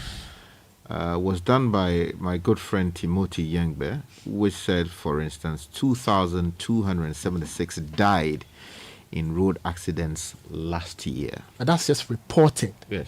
So the story says the latest statistics. This is 2023. No, this was 2023, published in January. Now, the latest statistics released to the Daily Graphic by the National Road Safety Authority revealed that 2,276 persons were killed in 14,135 reported road crashes involving 23,998 vehicles. Within the same period, 15,409 persons suffered varying degrees of injury from the crashes, while 2,559 pedestrians were also knocked down. Compared with the 2022 figures, the current statistics showed that deaths from road crashes declined by 4.1%. That's marginal reduction. Injuries 1.8% and crashes by 5.5%. Now in 2022, 2,373 people were killed in road crashes, while 15,690 were injured in 14,960 reported crashes. So you see, if you take over 2,000 people dying and you assume that how many people does a jumbo jet carry? It should be about 300. 2,000 people dying average every year. So if you stuff them onto, say, a plane, so let's say a Boeing, the largest Boeing would take about 300 people. Yeah, most probably. likely. 300, 350. So even if it's 300 people, so we are saying that if you take 6 Boeings, and you down them 6.5, if you like, let's say 6 or 7, and you pack all those people in and probably light the planes up. That's how many people have died. Exactly. Reported from road crashes. About 6 airplanes full of human beings. That's how going down. We need to see it. Between January and December. And again, these are reported because if you speak to the unrecorded ones in the space, the biggest headache in terms of gathering statistics of road crashes is the unreported part. And there are so many cases that are not reported because they probably happen at night or whatever. People don't report the cases. And Nathan, the seriousness of the comparison with a jet is see what happens when a plane goes down. Either they are suing the company to hell, they are investigating them left, right, center. In some cases, they ground all the planes in that particular chain. That's correct. Because they take human life and do proper investigations. They have gone through and the fines. The fine they paid, and how it affects the stock of the company, the company shares, and how shareholders respond. And then overall, what it means for government policy, because it means that now there will be new policy to change the way things are done. What should we do differently to get the attention of the relevant authorities to make sure that our roads, at the barest minimum, do not become death traps? What else should we do? Because to be honest, this motorway, nobody can tell me that our leaders don't use the motorway. Nobody can tell me that. This weekend when I used the motorway, see those huge mining, earth-moving machines. These haulage trucks were carrying different parts of these mining machines and driving on the motorway. Several of them. And you can imagine the weight of these mining machines on that particular stretch. Again, we've left the road untold. Up to now, no one is telling us anything when we are going to have automated towing systems on our roads across the country. Nobody's having this conversation. And we are saying that this motorway thing, it is as crucial as every other road. But this is the main road that connects your industrial city, Tema, to the rest of Accra. Make it better. Do you understand? Make it user-friendly. Because, you see, it just takes one pothole and you veer off that road, and it's a matter of you and your God. We cannot be living in a country like this. And listeners, I'm saying that good roads are not a luxury. It's not a luxury. Nobody's doing a favor putting together good roads for us. It's basic. It's basic. Good roads are key to economic success, because if people can move, if goods can move, the economy thrives. Fast. Movement is key. Movement is key. Mobility is important. And you know what it also means is that it puts a lot of pressure on our health facilities. Because ordinarily necessary. A bed that should be occupied by someone who is suffering from some serious terminal illness or something is now taking up, the space is taken up by someone who is used Okada and got maimed as a result, or someone whose recklessness led to someone getting seriously hit by a vehicle or something like that. And we are paying for that as a country. The doctor who should be dealing with that terminal problem is now having to be redirected to come and deal with your problem. The nurse who should be dealing with a more serious problem is now having to deal with something that could easily have been avoided. So if you look at it in the round, it affects many parts of our economy. And the person who gets maimed, the next time you see him is at on the streets begging for alms. When previously he was working hard to bring something to the family. And he's going to travel for the rest of his life. But, just to circle back to the soft part of all of this, we also have to look at behavior, how we conduct ourselves. And that's where law enforcement is key. Someone spoke about because you see, the laws are meant to reform behavior. Why is it that in other jurisdictions people don't do some of these things? Because the law works.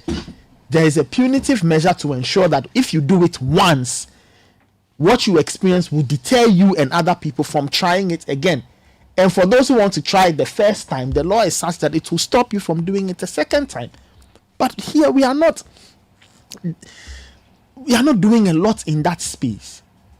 Then I feel we need to do a lot to try and change conduct, because half the problem can be solved by people respecting basic rules. Do not jump a red light. If you are a motorcycle and it's red for you to stand. Don't go anywhere.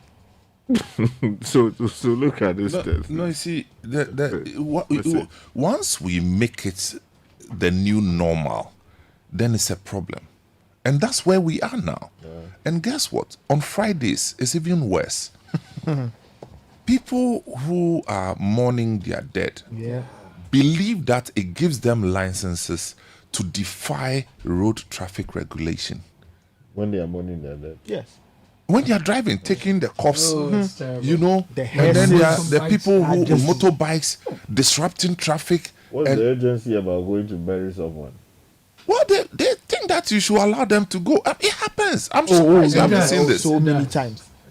And I'm asking, but what are they thinking? And it's become the norm. I'm telling you. They are coming people, maybe you have about 10 people on motorbikes stopping traffic at will. Doing their own thing. Look, we'll take a very quick break. When we're back, more of your comments and more conversations on this one, but we'll just take a very quick break. Stay with us. This is 97.3 Citi FM.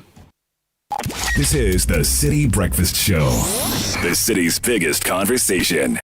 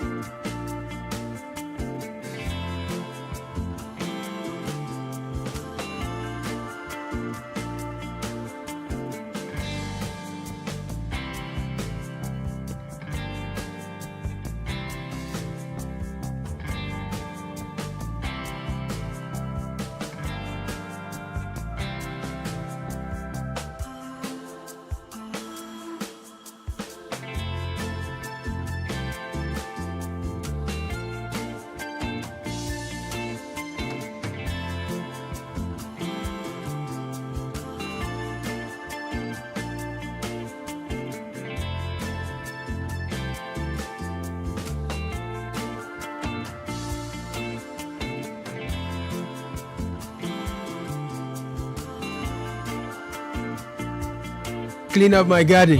I pay my doctor to check out the other things. I pay my lawyer to fight for my rights.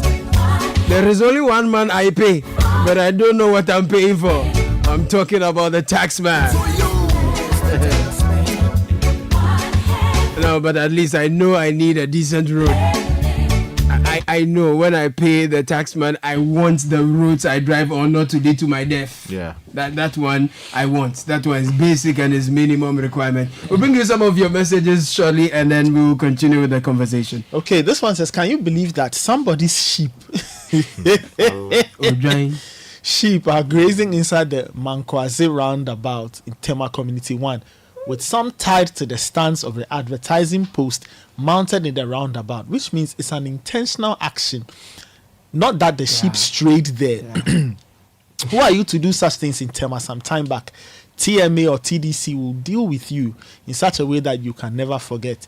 The road from Tema, Rana Motors roundabout to Mankwazi roundabout to the Tema Harbour roundabout is in a very, very bad state. God have mercy on us, and thank you for the good job you're doing.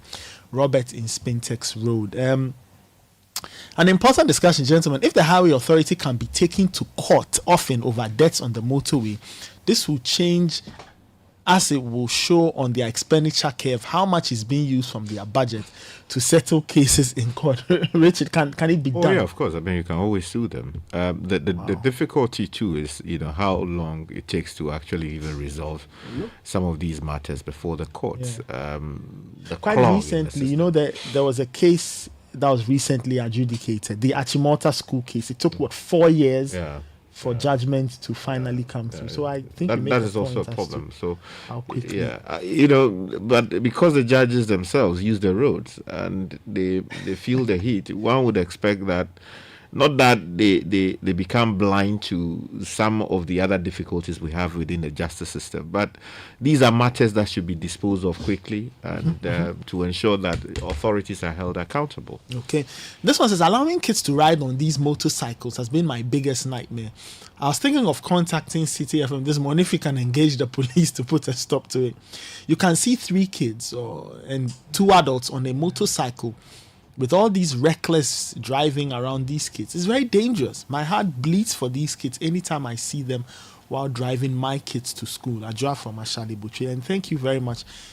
I think the authorities need to really check this out. You can't be putting 2, 3, 4 people on a bike, especially when there are kids involved. Yeah. And it's not like all of them too are in a helmet. No. You see, already the bike is designed for 1 person, 2 max if you want to stretch it. People are not wearing helmets, so the degree of injury is very serious. Now you are stuffing children on the bike. You can't even get a helmet for them, so when the bike tilts and it goes down, everybody is going, and these kids are the ones who suffer the most. Even if nothing happens to them physically, mentally they are scarred. Your head is hitting the road. You know the kind of mental damage you are causing. Please, the authorities should do more. This was, I agree with Nathan. We have failed in enforcing the law. You can't be an Okada rider in Togo and misbehave. You can't. 99% of all of them you see have help. Okay, 99% of Okada riders you see in Togo are well dressed with their helmets and they obey the road regulations. We just can't enforce our laws. It's sad. And this one says the state of roads in Ghana clearly reflects our careless attitude as a people. A single road is used for multiple things: hostels, trading, church service, and begging. Ironically, if you accidentally hit someone, you are charged with careless driving. Is Ghana truly heading in the right direction? Dr. Ode Anson. You see, that's a very important point, because the reason the state comes for you is that they have done their part. And you as a citizen, you are required to do your part too. So, for instance, if the law says that don't park at a certain place, the expectation is that the authorities would have erected notice there, no parking sign is there. Here. Or if they say that you drive 50 kilometers per hour here, the sign will seriously be displayed and it is visible for you to see. You understand? So then when those things are there and you still fail to observe the requirements on the road, then you are properly punished. Yes. But in this case, a police officer shows up. There is no place indicating that, no sign indicating that don't park here or don't do that. And say, oh, you are arrested for parking. Or unauthorized parking. Yeah. That's quite a thing. More messages. This particular one is worrying. This was, I crashed my tires into those poles at 11:30 p.m. and there were no tow trucks around. Sorry. There were no tow trucks around. And the guy coming to help me also crashed his tires.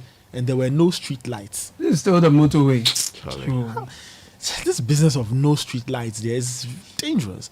This one is from Solo Wise from Gulf City. It says sometimes when you travel outside Ghana and you witness issues with regard to road network, you only ask yourself if our ministers get blindfolded when they travel outside. Elsewhere, you see better roads being off when you all right. So that's okay. So he's saying that some roads have not, or they don't get used when you ask. They say they are expired. It's true. Talking about this, I remember when I went to Tokyo, I saw a building that had been demolished, and I've asked why the demolition or the demolition was happening. I was told that the building had expired. It had its lifespan. It was up, so they needed to bring it down and then erect a new one or rebuild to ensure that it's durable. Interesting. The building's expiring. I suspect the thinking behind this is that after a certain point, materials can be compromised. Structure. And I know it expires. There's another worrying development that I want to draw your attention to, and I'll jump onto the phone lines quickly and talk to Edward Kariwe. He is with the General Agriculture Workers Union GAU. They are all connected, really. All the issues are connected. General Secretary of GAU, Edward Kariwe. Good morning and thank you for joining us on the Citi Breakfast Show. We understand food prices are going to see a hike soon. Why is that the case? Good morning to all of you. I'm hearing some voices there. They are familiar to me. Are they my friends? Is that Sky there? Yes, there is Sky here. Yes, Sky. Salute you, sir. It's been a long time. I'll do the needful. Anyway, I like you. You are smart. You know, you won't allow me to charge you. You just say I'll do the needful. That's okay. Yeah. Secondly, am I online? You're loud and Hello? clear. You're loud and clear. Yeah. The situation of the economy as a whole is not pleasant, and that is well known to all of us. And the bigger part of our economy is agriculture. Because of this strategic position in the economy, the entire rural community depends on agriculture. We have unemployment or a labor force that could not provide jobs anywhere other than in the agricultural sector. You talk about JSS and SS and so on. So anything that happens to agriculture will certainly affect this economy. And all of us are aware that over the years, agriculture has not done well. Even though we have on record that it was doing well by proclamation by the public officials that agriculture is doing well. But indeed, on the ground, it wasn't doing well. So the food crisis that we have today will not go away anytime soon. In fact, the good thing that will be done is to for the prices to abate a little or for a short period, and then they'll shoot up. You know, sometimes it is what you put in is what you get. Even what you investments does not necessarily guarantee a return. But where you don't invest at all, then that one, there's a guarantee that you will not get a return.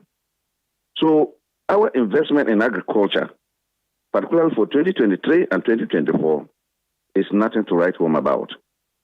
And the cumulative effect of lack of investment in agriculture will produce the outcomes that we are seeing. Apart from that, we have also sat down and allowed certain economic activities to destroy agriculture. That is the galamsey.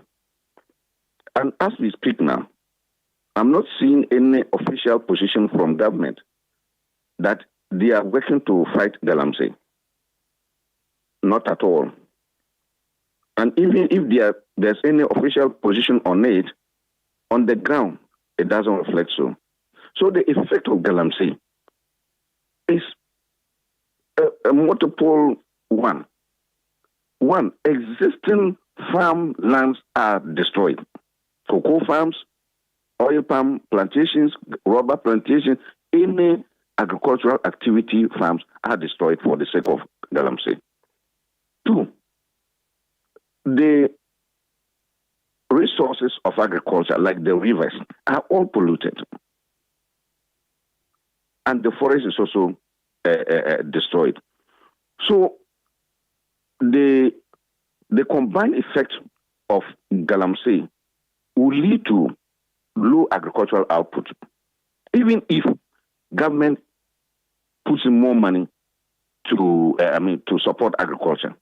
In fact, it is what is very, very dangerous, and it probably has not come to the minds of people, is that in the galamsey areas of Ghana today, you cannot build an irrigation dam there, because all irrigation dams are built on riverways.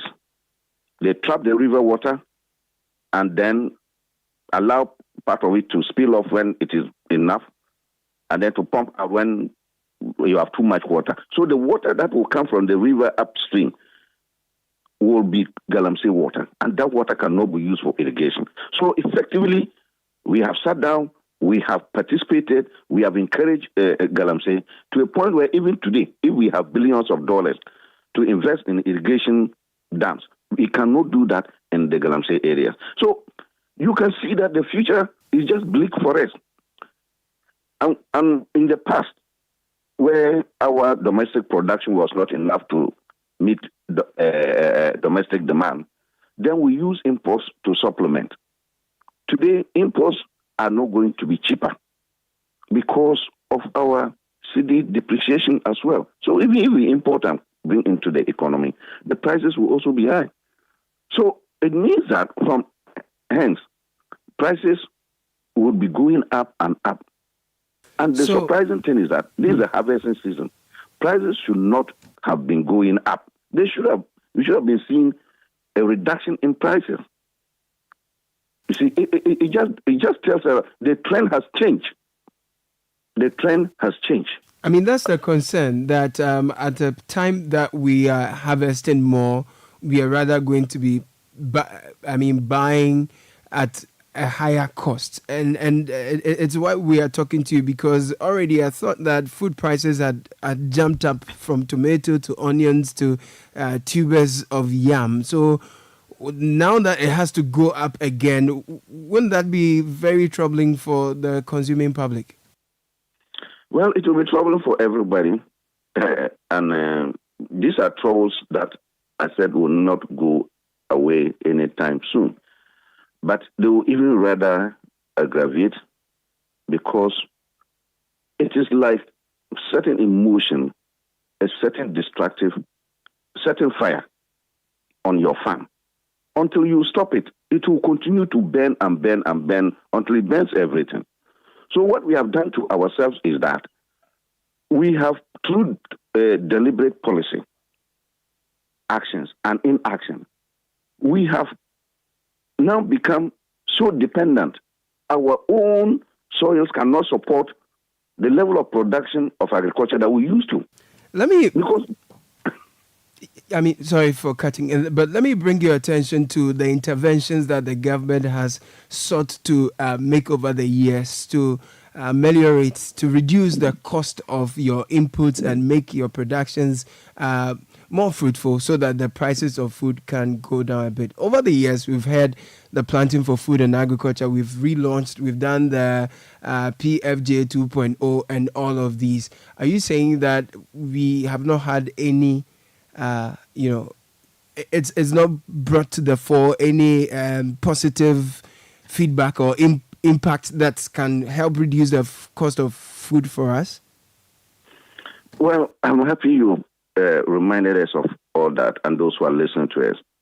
when they started the Planting for Food and Jobs in 2017, by the end of 2017, government declared that they had created 745,000 jobs for out of 200,000 farmers that they supported, and then for 5 crop areas. We challenged them that they should show us how they came by those jobs and where were those jobs. Khalid, you and your colleagues are in the studio there. We know where you are. You know where I am. Jobs are tangible and jobs are verifiable. We challenge them. They dismiss us and they continue to churn out figures. And that's why I said, apart from the official figures which create the impression that Ghana is doing well or Ghana was doing well, there was nothing on the ground that really supported that. How do you import fertilizer and allow that fertilizer to be smuggled out? And government officials came out to say that they saw the fertilizer being smuggled out to neighboring countries by animals, donkeys, unaided by human beings. But because they were animals, they could not arrest them. I mean, it came from officialdom. It was not a rumor.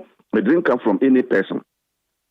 So if you have a program of that nature and you allow your imports of fertilizer to go out, how do you expect the impact to be done, to be on the economy? We spent over 2 billion Ghana cedis per the official figures on it, on Planting for Food and Jobs. What are the results? Look, you see, this is how we've been deceiving ourselves over the period. We care less about what you say your policy is. What we care is the outcome. Okay, now let me wrap up on the issue of post-harvest losses, because whereas we may have bumper harvest and all of that, we understand we lose 1.2 billion annually in terms of post-harvest losses. What interventions can be put in place now that GAU is considering increasing the price of foodstuff because of the anticipated increase in transport fares as a result of increase in fuel fares? What are the interventions that can be put in immediately to arrest this expected hike in food prices? Again, is it always the case that there are always short-term solutions? In some instances, there are no short-term solutions. Some, you just have to have a long-term solution. As it stands now, and given the nature of our economy, we cannot have any short-term intervention to bring down price of foodstuffs. No, from now until the end of the year, we cannot. The only possible solution would have been to import. And I've already indicated that unless my analysis on it is not correct, if you import, the price will still be high. So there's no short-term. Apart from that, there's also a gestation period to increase food production. Before you grow maize, you need not less than 4 months, because you need to do lab preparation and the rest and so on. So all the foodstuffs that you are looking at, there's a gestation period for them. So to increase food production, we cannot do that now. Thirdly, we are also dependent on the nature, the rains. And the rains have a time when they will go. So even if you plant certain crops now, the rains will stop when those crops are not matured yet. So no farmer will do that. And unfortunately, we don't have irrigation to continue to water them. So you can see that there's no short term. But then it is still important that we start a program to save ourselves. Well, Ghana is not going to be extinct beyond after this year. In the next 2-3 years, what will we look like? We need to think towards that. And when we do that, we'll put policies today which will help us that. And that is Galamsey is one. And then two, for government to increase investment in agriculture. Let me indicate that we have the Planting for Food and Jobs Phase 2. Go on the ground and find out. They are now registering farmers. And you can see the bureaucracy that goes with, even after the registration of the farmers, and then to supply inputs to them. And so when is that going to be done? Meanwhile, we are already in the middle or harvesting part of this season for the southern sector. So you see that for this year, there's no intervention. There can't be any intervention yet. Okay, no, now cannot be. my final question to you before I let you go is, by what margin are we going to see an increase in food prices? Because when transport operators tell us there are going to be hikes in prices, they tell us it's going to be maybe 15% or 5%. But for those of you in the food, we do not get to know the margin, so we prepare for it. So by what margin do you all have a coordinated way of increasing your prices? No, in the sense that the prices will vary based on the where you find yourself. In the cities, prices will go rather higher than in the rural areas because they are close to the farm gates.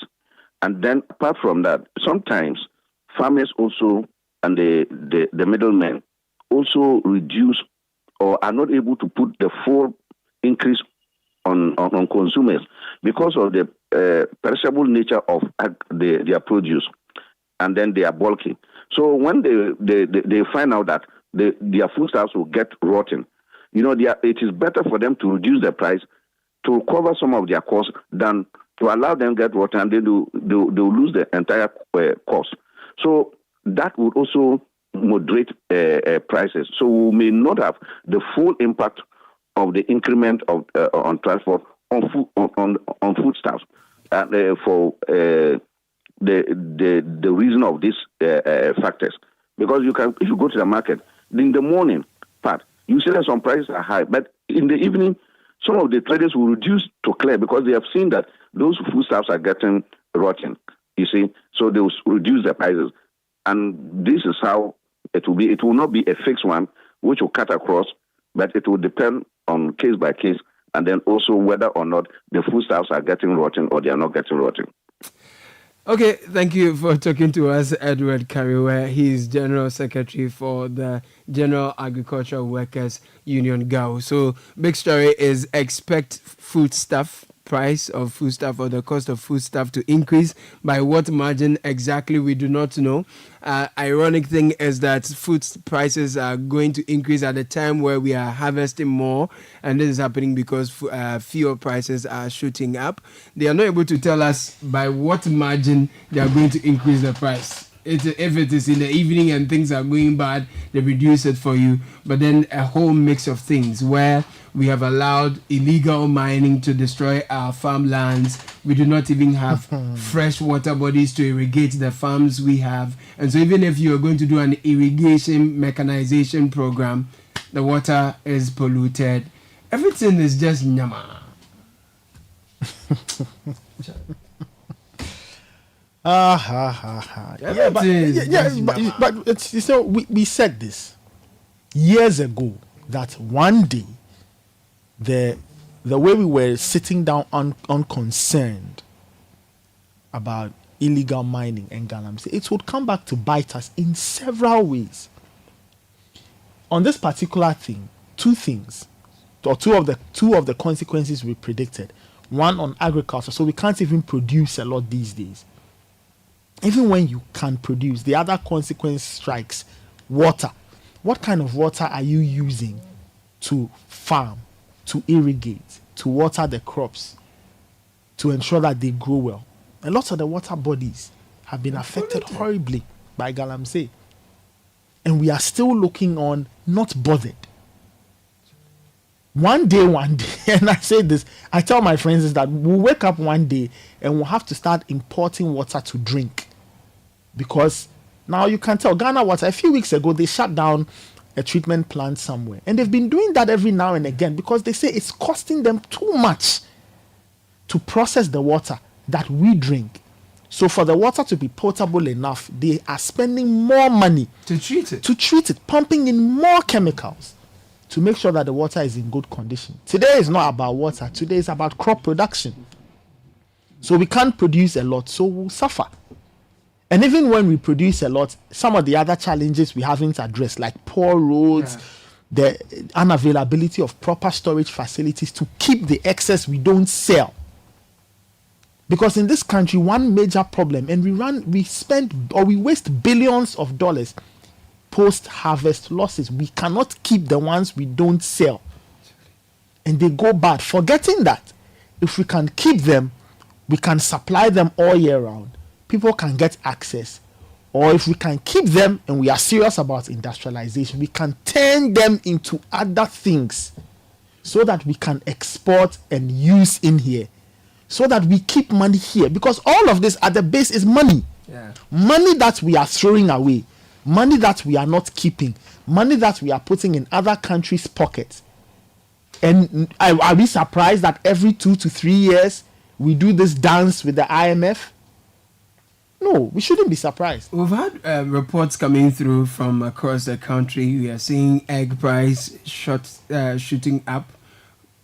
Plantain in Kumasi, the cost of plantain in Kumasi going up. We are told that yam... One price like 10 cedi, one plantain cedi. You buy 40. Oh, one finger of plantain. Share. Wow. No joke. Wow. Ask how much a tuber of yam costs these days. Wow. 40 cedis. Wow. We will go to the phone line shortly to speak to the Agric Ministry, because they are in charge of food and agriculture, to find out from them how the interventions they've rolled out over the years have come together. Because ultimately the whole idea is that let us have food in abundance. It should be cheaper, because I remember many years ago at the New Year school at the University of Ghana, this was 2017, President Akufo-Addo was guest, and he said something that I remember. So he says that food is unnecessarily expensive in a country blessed with arable lands.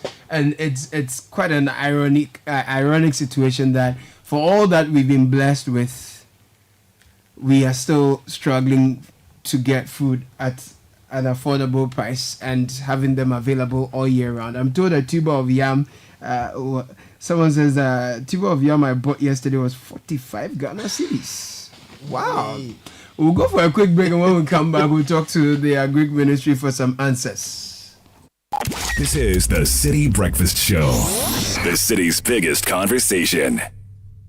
Hey, so what goes into building quality structures? I mean, literally, what goes into it? Wujaf, you don't want to be sitting here somewhere worrying whether or not you did a really good job. It'd be very simple equation. If there's no diamond cement in the mix, massa, forget it. Don't start cry. Menye, diamond cement has been providing builders, block makers, and construction companies that peace of mind for years. Diamond cement is 42.5 R grade cement, unbeatable quality made right here in Ghana. And because we have your pocket in mind, we provide 32.5 R grade so that everybody gets your own. No long talk, Jack. If there's no diamond cement in the mix, don't start. Locate Diamond Cement Ghana Limited nationwide with factories in Aflao, Takrade, and Buipe, or call 0244-313-368 or 0540-111-978 or 0202-021-175. Diamond Cement, still as hard as a diamond. Imagine a one-stop shopping experience for all things made in Ghana at the This Is Ghana Exhibition 2024. Get ready to explore the remarkable fair to showcase the rich diversity, talent, innovation, and mastery of made in Ghana products and services with the This Is Ghana Exhibition 2024. Now Channel 1 TV and 97.3 Citi FM invites you to immerse yourself in a vibrant showcase of authentic Ghanaian products and services in the biggest trade fair and exhibition for local SMEs, startups, research and manufacturing industries, homegrown businesses, and indigenous corporate bodies that Ghana has ever seen. We shall promote, we shall support, and patronize various Ghanaian products, solutions, and services that are redefining the views on indigenous products and their packaging across all sectors. The date, 31st of August and the 1st of September 2024. The time is 10 a.m. to 5 p.m. each day. And the venue is the Accra Metropolitan Assembly. Call us now on 0205-973-973 for inquiries on how to participate. The This Is Ghana Exhibition 2024 is powered by Channel 1 TV and 97.3 Citi FM and is proudly sponsored by MTN, Koa Natural, Ghana National Gas Company, Ghana Pay Mobile Money, and Piva Beverages.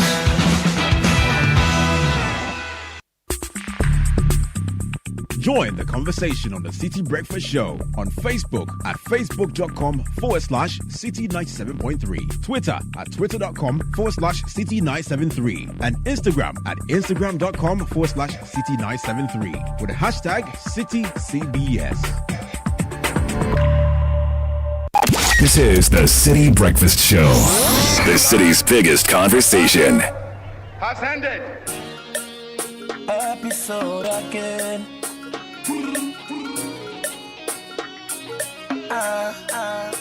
Very good bad boy. Now, question: which app allows you to transfer money at only a tiny fee using a Visa card? Express Pay. At Express Pay, we keep falling for you. Yes, our prices are falling. Send 100 Ghana cedis, you pay 1 cedi. Send 200 cedis, you pay 2 cedis. And for the ballers, when you send 5,000 Ghana cedis, you pay 10 cedi. Basically, any amount over 1,000 cedi, you pay just 10. There is more. In this month of July, Express Pay is filling the car tank of many. One new customer and one old loyal customer every day, Monday to Friday till the end of July. Simply spend 500 cedis or more by paying for services or sending money with your Visa card to qualify.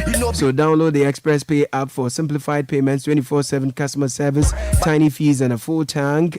Express Pay in partnership with Visa has made these tiny fees possible across 9 banks: Stanbic Bank, Ecobank, Stanchart, ABSA, FNB, Fidelity, Cal, First Atlantic and GT Bank Visa card holders. Terms and conditions apply. Now, in case the unexpected happens, how protected are you, your business, your school, the shops, goods, your home, and your cherished vehicles, your kids, and the list goes on? How do you get your investment back if the unexpected happens? Do you have a guarantee of your investment? Are you ready for a solution to these challenges? Join us at the AMA Gardens for this year's insurance fair from 24th to 26th July 2024 at 8 a.m. to 5 p.m. each day. It's free. This event is brought to you by Graphic Business in partnership with Ghana Insurance Association and sanctioned by the Ghana Insurance Commission. Where them day? Our missing children, where them day? Now, Latex Foam is saying that go to their showrooms and see the difference in terms of high quality mattresses and furniture. You need to get Latex Foam so that your mattress does not sag, so that you get to enjoy rest after a hard day's work. Visit them online, latexfoamghana.com, or find their showrooms across Ghana. Twisco is out from the producers of Cowbell. Is a wonderful chocolate food drink made with a premium blend of cocoa powder and enriched with NF4, and it's available for 1 cedi 80 pesos at all the neighborhood or in all the neighborhood stores. Start your day with a cup of the great tasting Twisco and power your dream. This ad is FDA approved. Now, on the 21st of July, the Arab Bank for Economic Development in Africa, Badea, will be putting together a great event. It's the 50th anniversary of their existence here in Ghana, and they want to celebrate and they want people to come around so they can have meaningful conversations. The AAFC, which is the Arab Africa Financial Consortium, that's what will be launched on the 21st of July, and it's a bold partnership to unlock significant funding streams for the economic transformation of the continent. If you want to attend, call 0536 098325 or visit badea-events.rsvpify.com or send an email to rsvp@badea.org. Okay, so let's jump onto the phone lines now and talk to Mr. Tanko Bagbara. He's the Public Relations Officer of the Ministry of Food and Agriculture. Good morning, sir. Thank you for joining us on the breakfast show. We are told that the price or the cost of food is going to jump up again. I'm sure this has come to your attention. Good morning. Yes, so let me say a very good morning to your cherished listeners. This prediction is a very unpalatable one, and I pray it isn't so.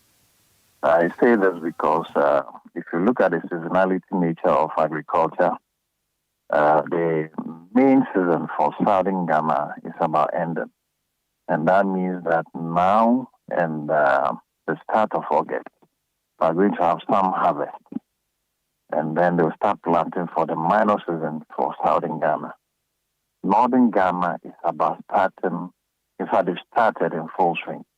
And we should be expecting their harvest in November towards December. So by that period, some more food will come into the system.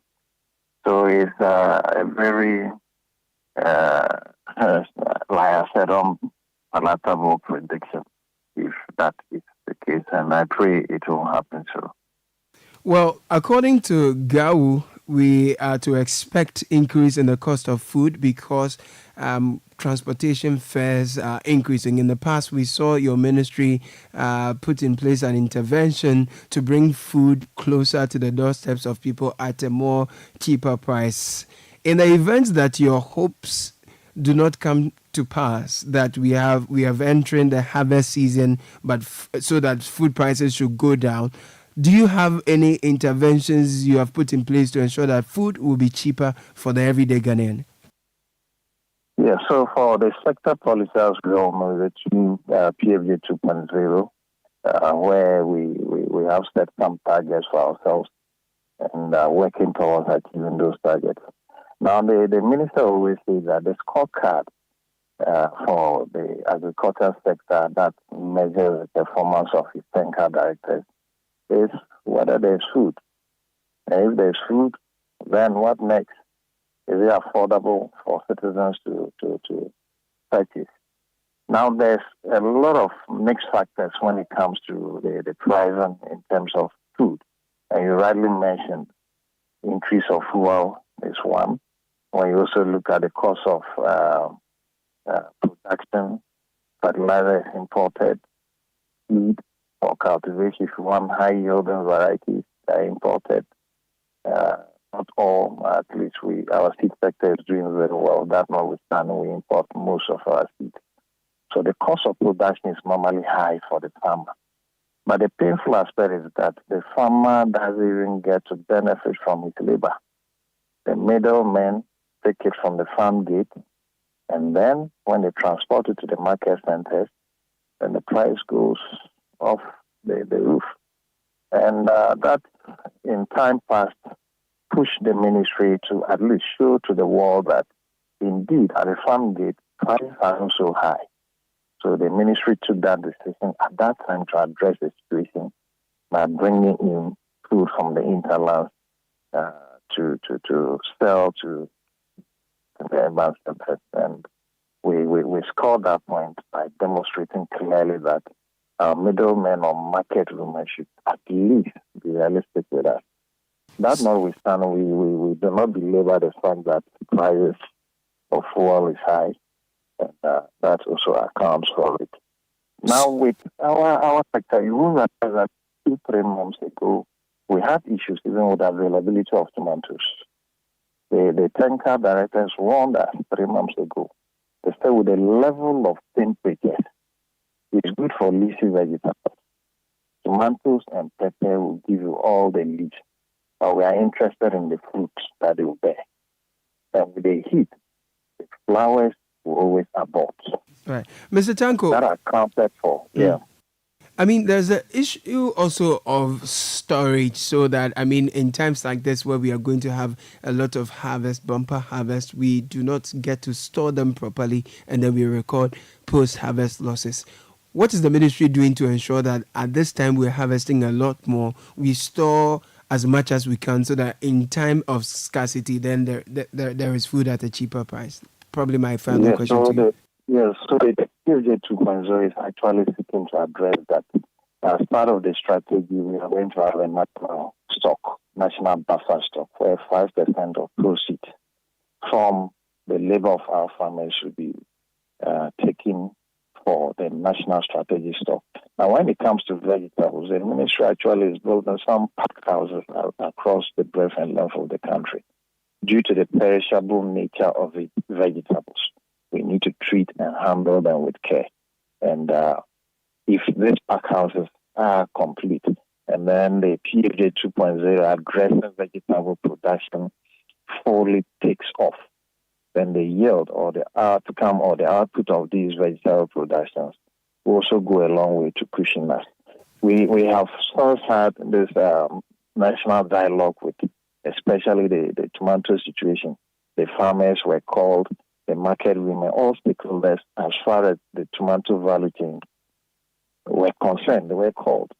And their views were taken. All this has been incorporated into a plan, to the point that they complain water, so irrigation is key. And as you are aware, the ministry is embarking on what we call the Farm Place Economic Enclave Irrigation Scheme, where we are going to have water all year round. It's one of the biggest projects that is underway.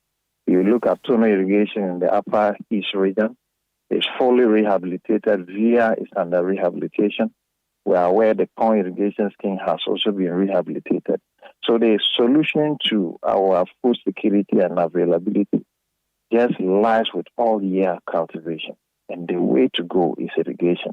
And under PFJ 2.0, irrigation is given the needed attention. Okay. And we are, yeah. All right, let's hope that all these, manifest into available and affordable food for the Guinean people. Thank you for talking to us, Bagbara Tanko. He is PRO for the Ministry of Food and Agriculture. So Nathan, that's the conversation. A lot of interventions, but I think the ultimate success of the intervention for the everyday Ghanaian is that we go to the market and we get food and it's cheaper. Yes, isn't it? We will have to, as a country, but the ministry itself, we need to. It's not only an agricultural thing. The ministry will have to speak it's to interconnected. Yes. So roads, someone must highways, be supervising all They this. need to be having conversations to realize that these things are linked. If we have bad roads, we can't transport food well. And then on top of all of that, the cedi dollar exchange rate thing and price of fuel and all of that. We need to. I think, look, the government needs to fix this and fix it very, very, very quickly. You see, we are in a very disadvantaged position. We don't control a lot of the things, that happen to us in terms of global economics and finance, blah, blah, blah. What we can do as a country is control some of these things, what we eat, what we wear, what we consume. We need to do a lot more to ensure that there's food for the average man. Because these days, the prices, you see, because if the food stuff itself is expensive, imagine what the finished product will look like, or what it will, or the processed food, the meals we buy. Think about it now. If you want to eat something decent, it's a lot of money. Let's talk about it. Let's not talk about that yet. It's a lot of money, but the season is upon us where the world's greatest athletes will all gather in Paris for the 2024 Olympics. From 26th July to the 11th of August, DSTV will bring you the best coverage for every moment live and in HD. There are 8 dedicated channels. Tune in to catch our athletes Benjamin Azamati, Joe Paul Amor, and our 40 by 100 relay teams as they take on the world's best and hopefully chalk some wins. Renew your subscription today by dialing *759# to follow the 2024 Paris Olympic Games only on DSTV. DSTV, your home of entertainment. Well, between the 22nd of July and the 16th of August 2024, Beacon College International will put together a summer school. They are providing 21st century learning skills through STEM education, extracurricular activities, and honing soft skills. They are teaching arts and craft, digital art, coding and programming, Afro dance, cultural dance, skating, music, piano, flute, all kinds of interesting things. There's a pin-up picnic in the park as a side attraction. If you are interested, call or send a WhatsApp message to 050-859-8121. Instagram at Beacon College INTL. Find them on the Rochester link off South Boundary Road, Community 18, Lashibi, Spintex. And the target audience is from creche to Form 3. So if you are a parent or a guardian and you want your child to be engaged during August or during July and August, then Beacon International or Beacon College International Summer School is what you should sign them up. Nice one. There's a troubling message here we can end with. This one says this or two. Yeah, in the last 2 years, I've been recovering from a near fatal crash on the Krobodumasi to Asesewa Road. The Trotsky I was in was traveling at a speed of over 100 kilometers per hour. Ghana Trotro. When the tire fell into a pothole, causing the vehicle to somersault 3 times into the roadside bush. I suffered a fractured collarbone and I'm still dealing with the aftermath. I strongly believe that the authorities should fix the potholes and enforce speed limits to prevent such crashes in the future. Drivers must also be held accountable for driving within safe speed limits to ensure the safety of all road users. Edmond in B Hill sent that. I think that one was to say for not driving within. Go back. Okay, for not. I think it should be for not. Sorry. This one says, please, Sky should help me. I am fined. I would probably serve a jail term if my car is not worthy of the road. Please, who do I sue if the road is not worthy of my car? can I decline to pay fines? Boressa from Tantra Hills. Fair question. So he's asking me to provide legal advice on radio. That one is not that. That's some way. But as a general question, you can always initiate legal action against the local authority, which is failing to deal with your road issues for you, or you can initiate the same against the highway authority or any other relevant institution and ensure that the right thing is done. Final one, guys. Have you noticed the median wire mesh? It's bending into the road on the La Paz And then Stretch? also on the question about declining to pay fines. No, when the fine is exacted, you can only use lawful means to vacate it. You can't sit at home and say you won't pay. That would be that's not conduct. Yeah. Okay, all right. Yeah, but the question was that the median, the wire mesh is bending off along the La Paz Stretch, which is true. Another sad one, but yeah.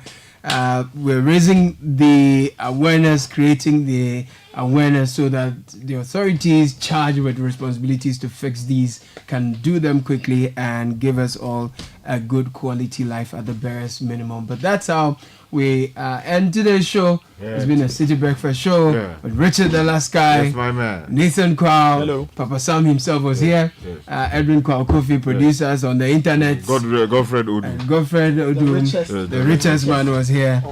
For And now, then TK is here. Yeah. TK. Sky. Yeah, what do you have? I didn't know you were TK. Oh, yeah. I thought TK means maybe TKC or something. Okay, Tinkrama Domina TK. Ajua Tinkrama Domina. Yeah, man. What's in the news? Coming up,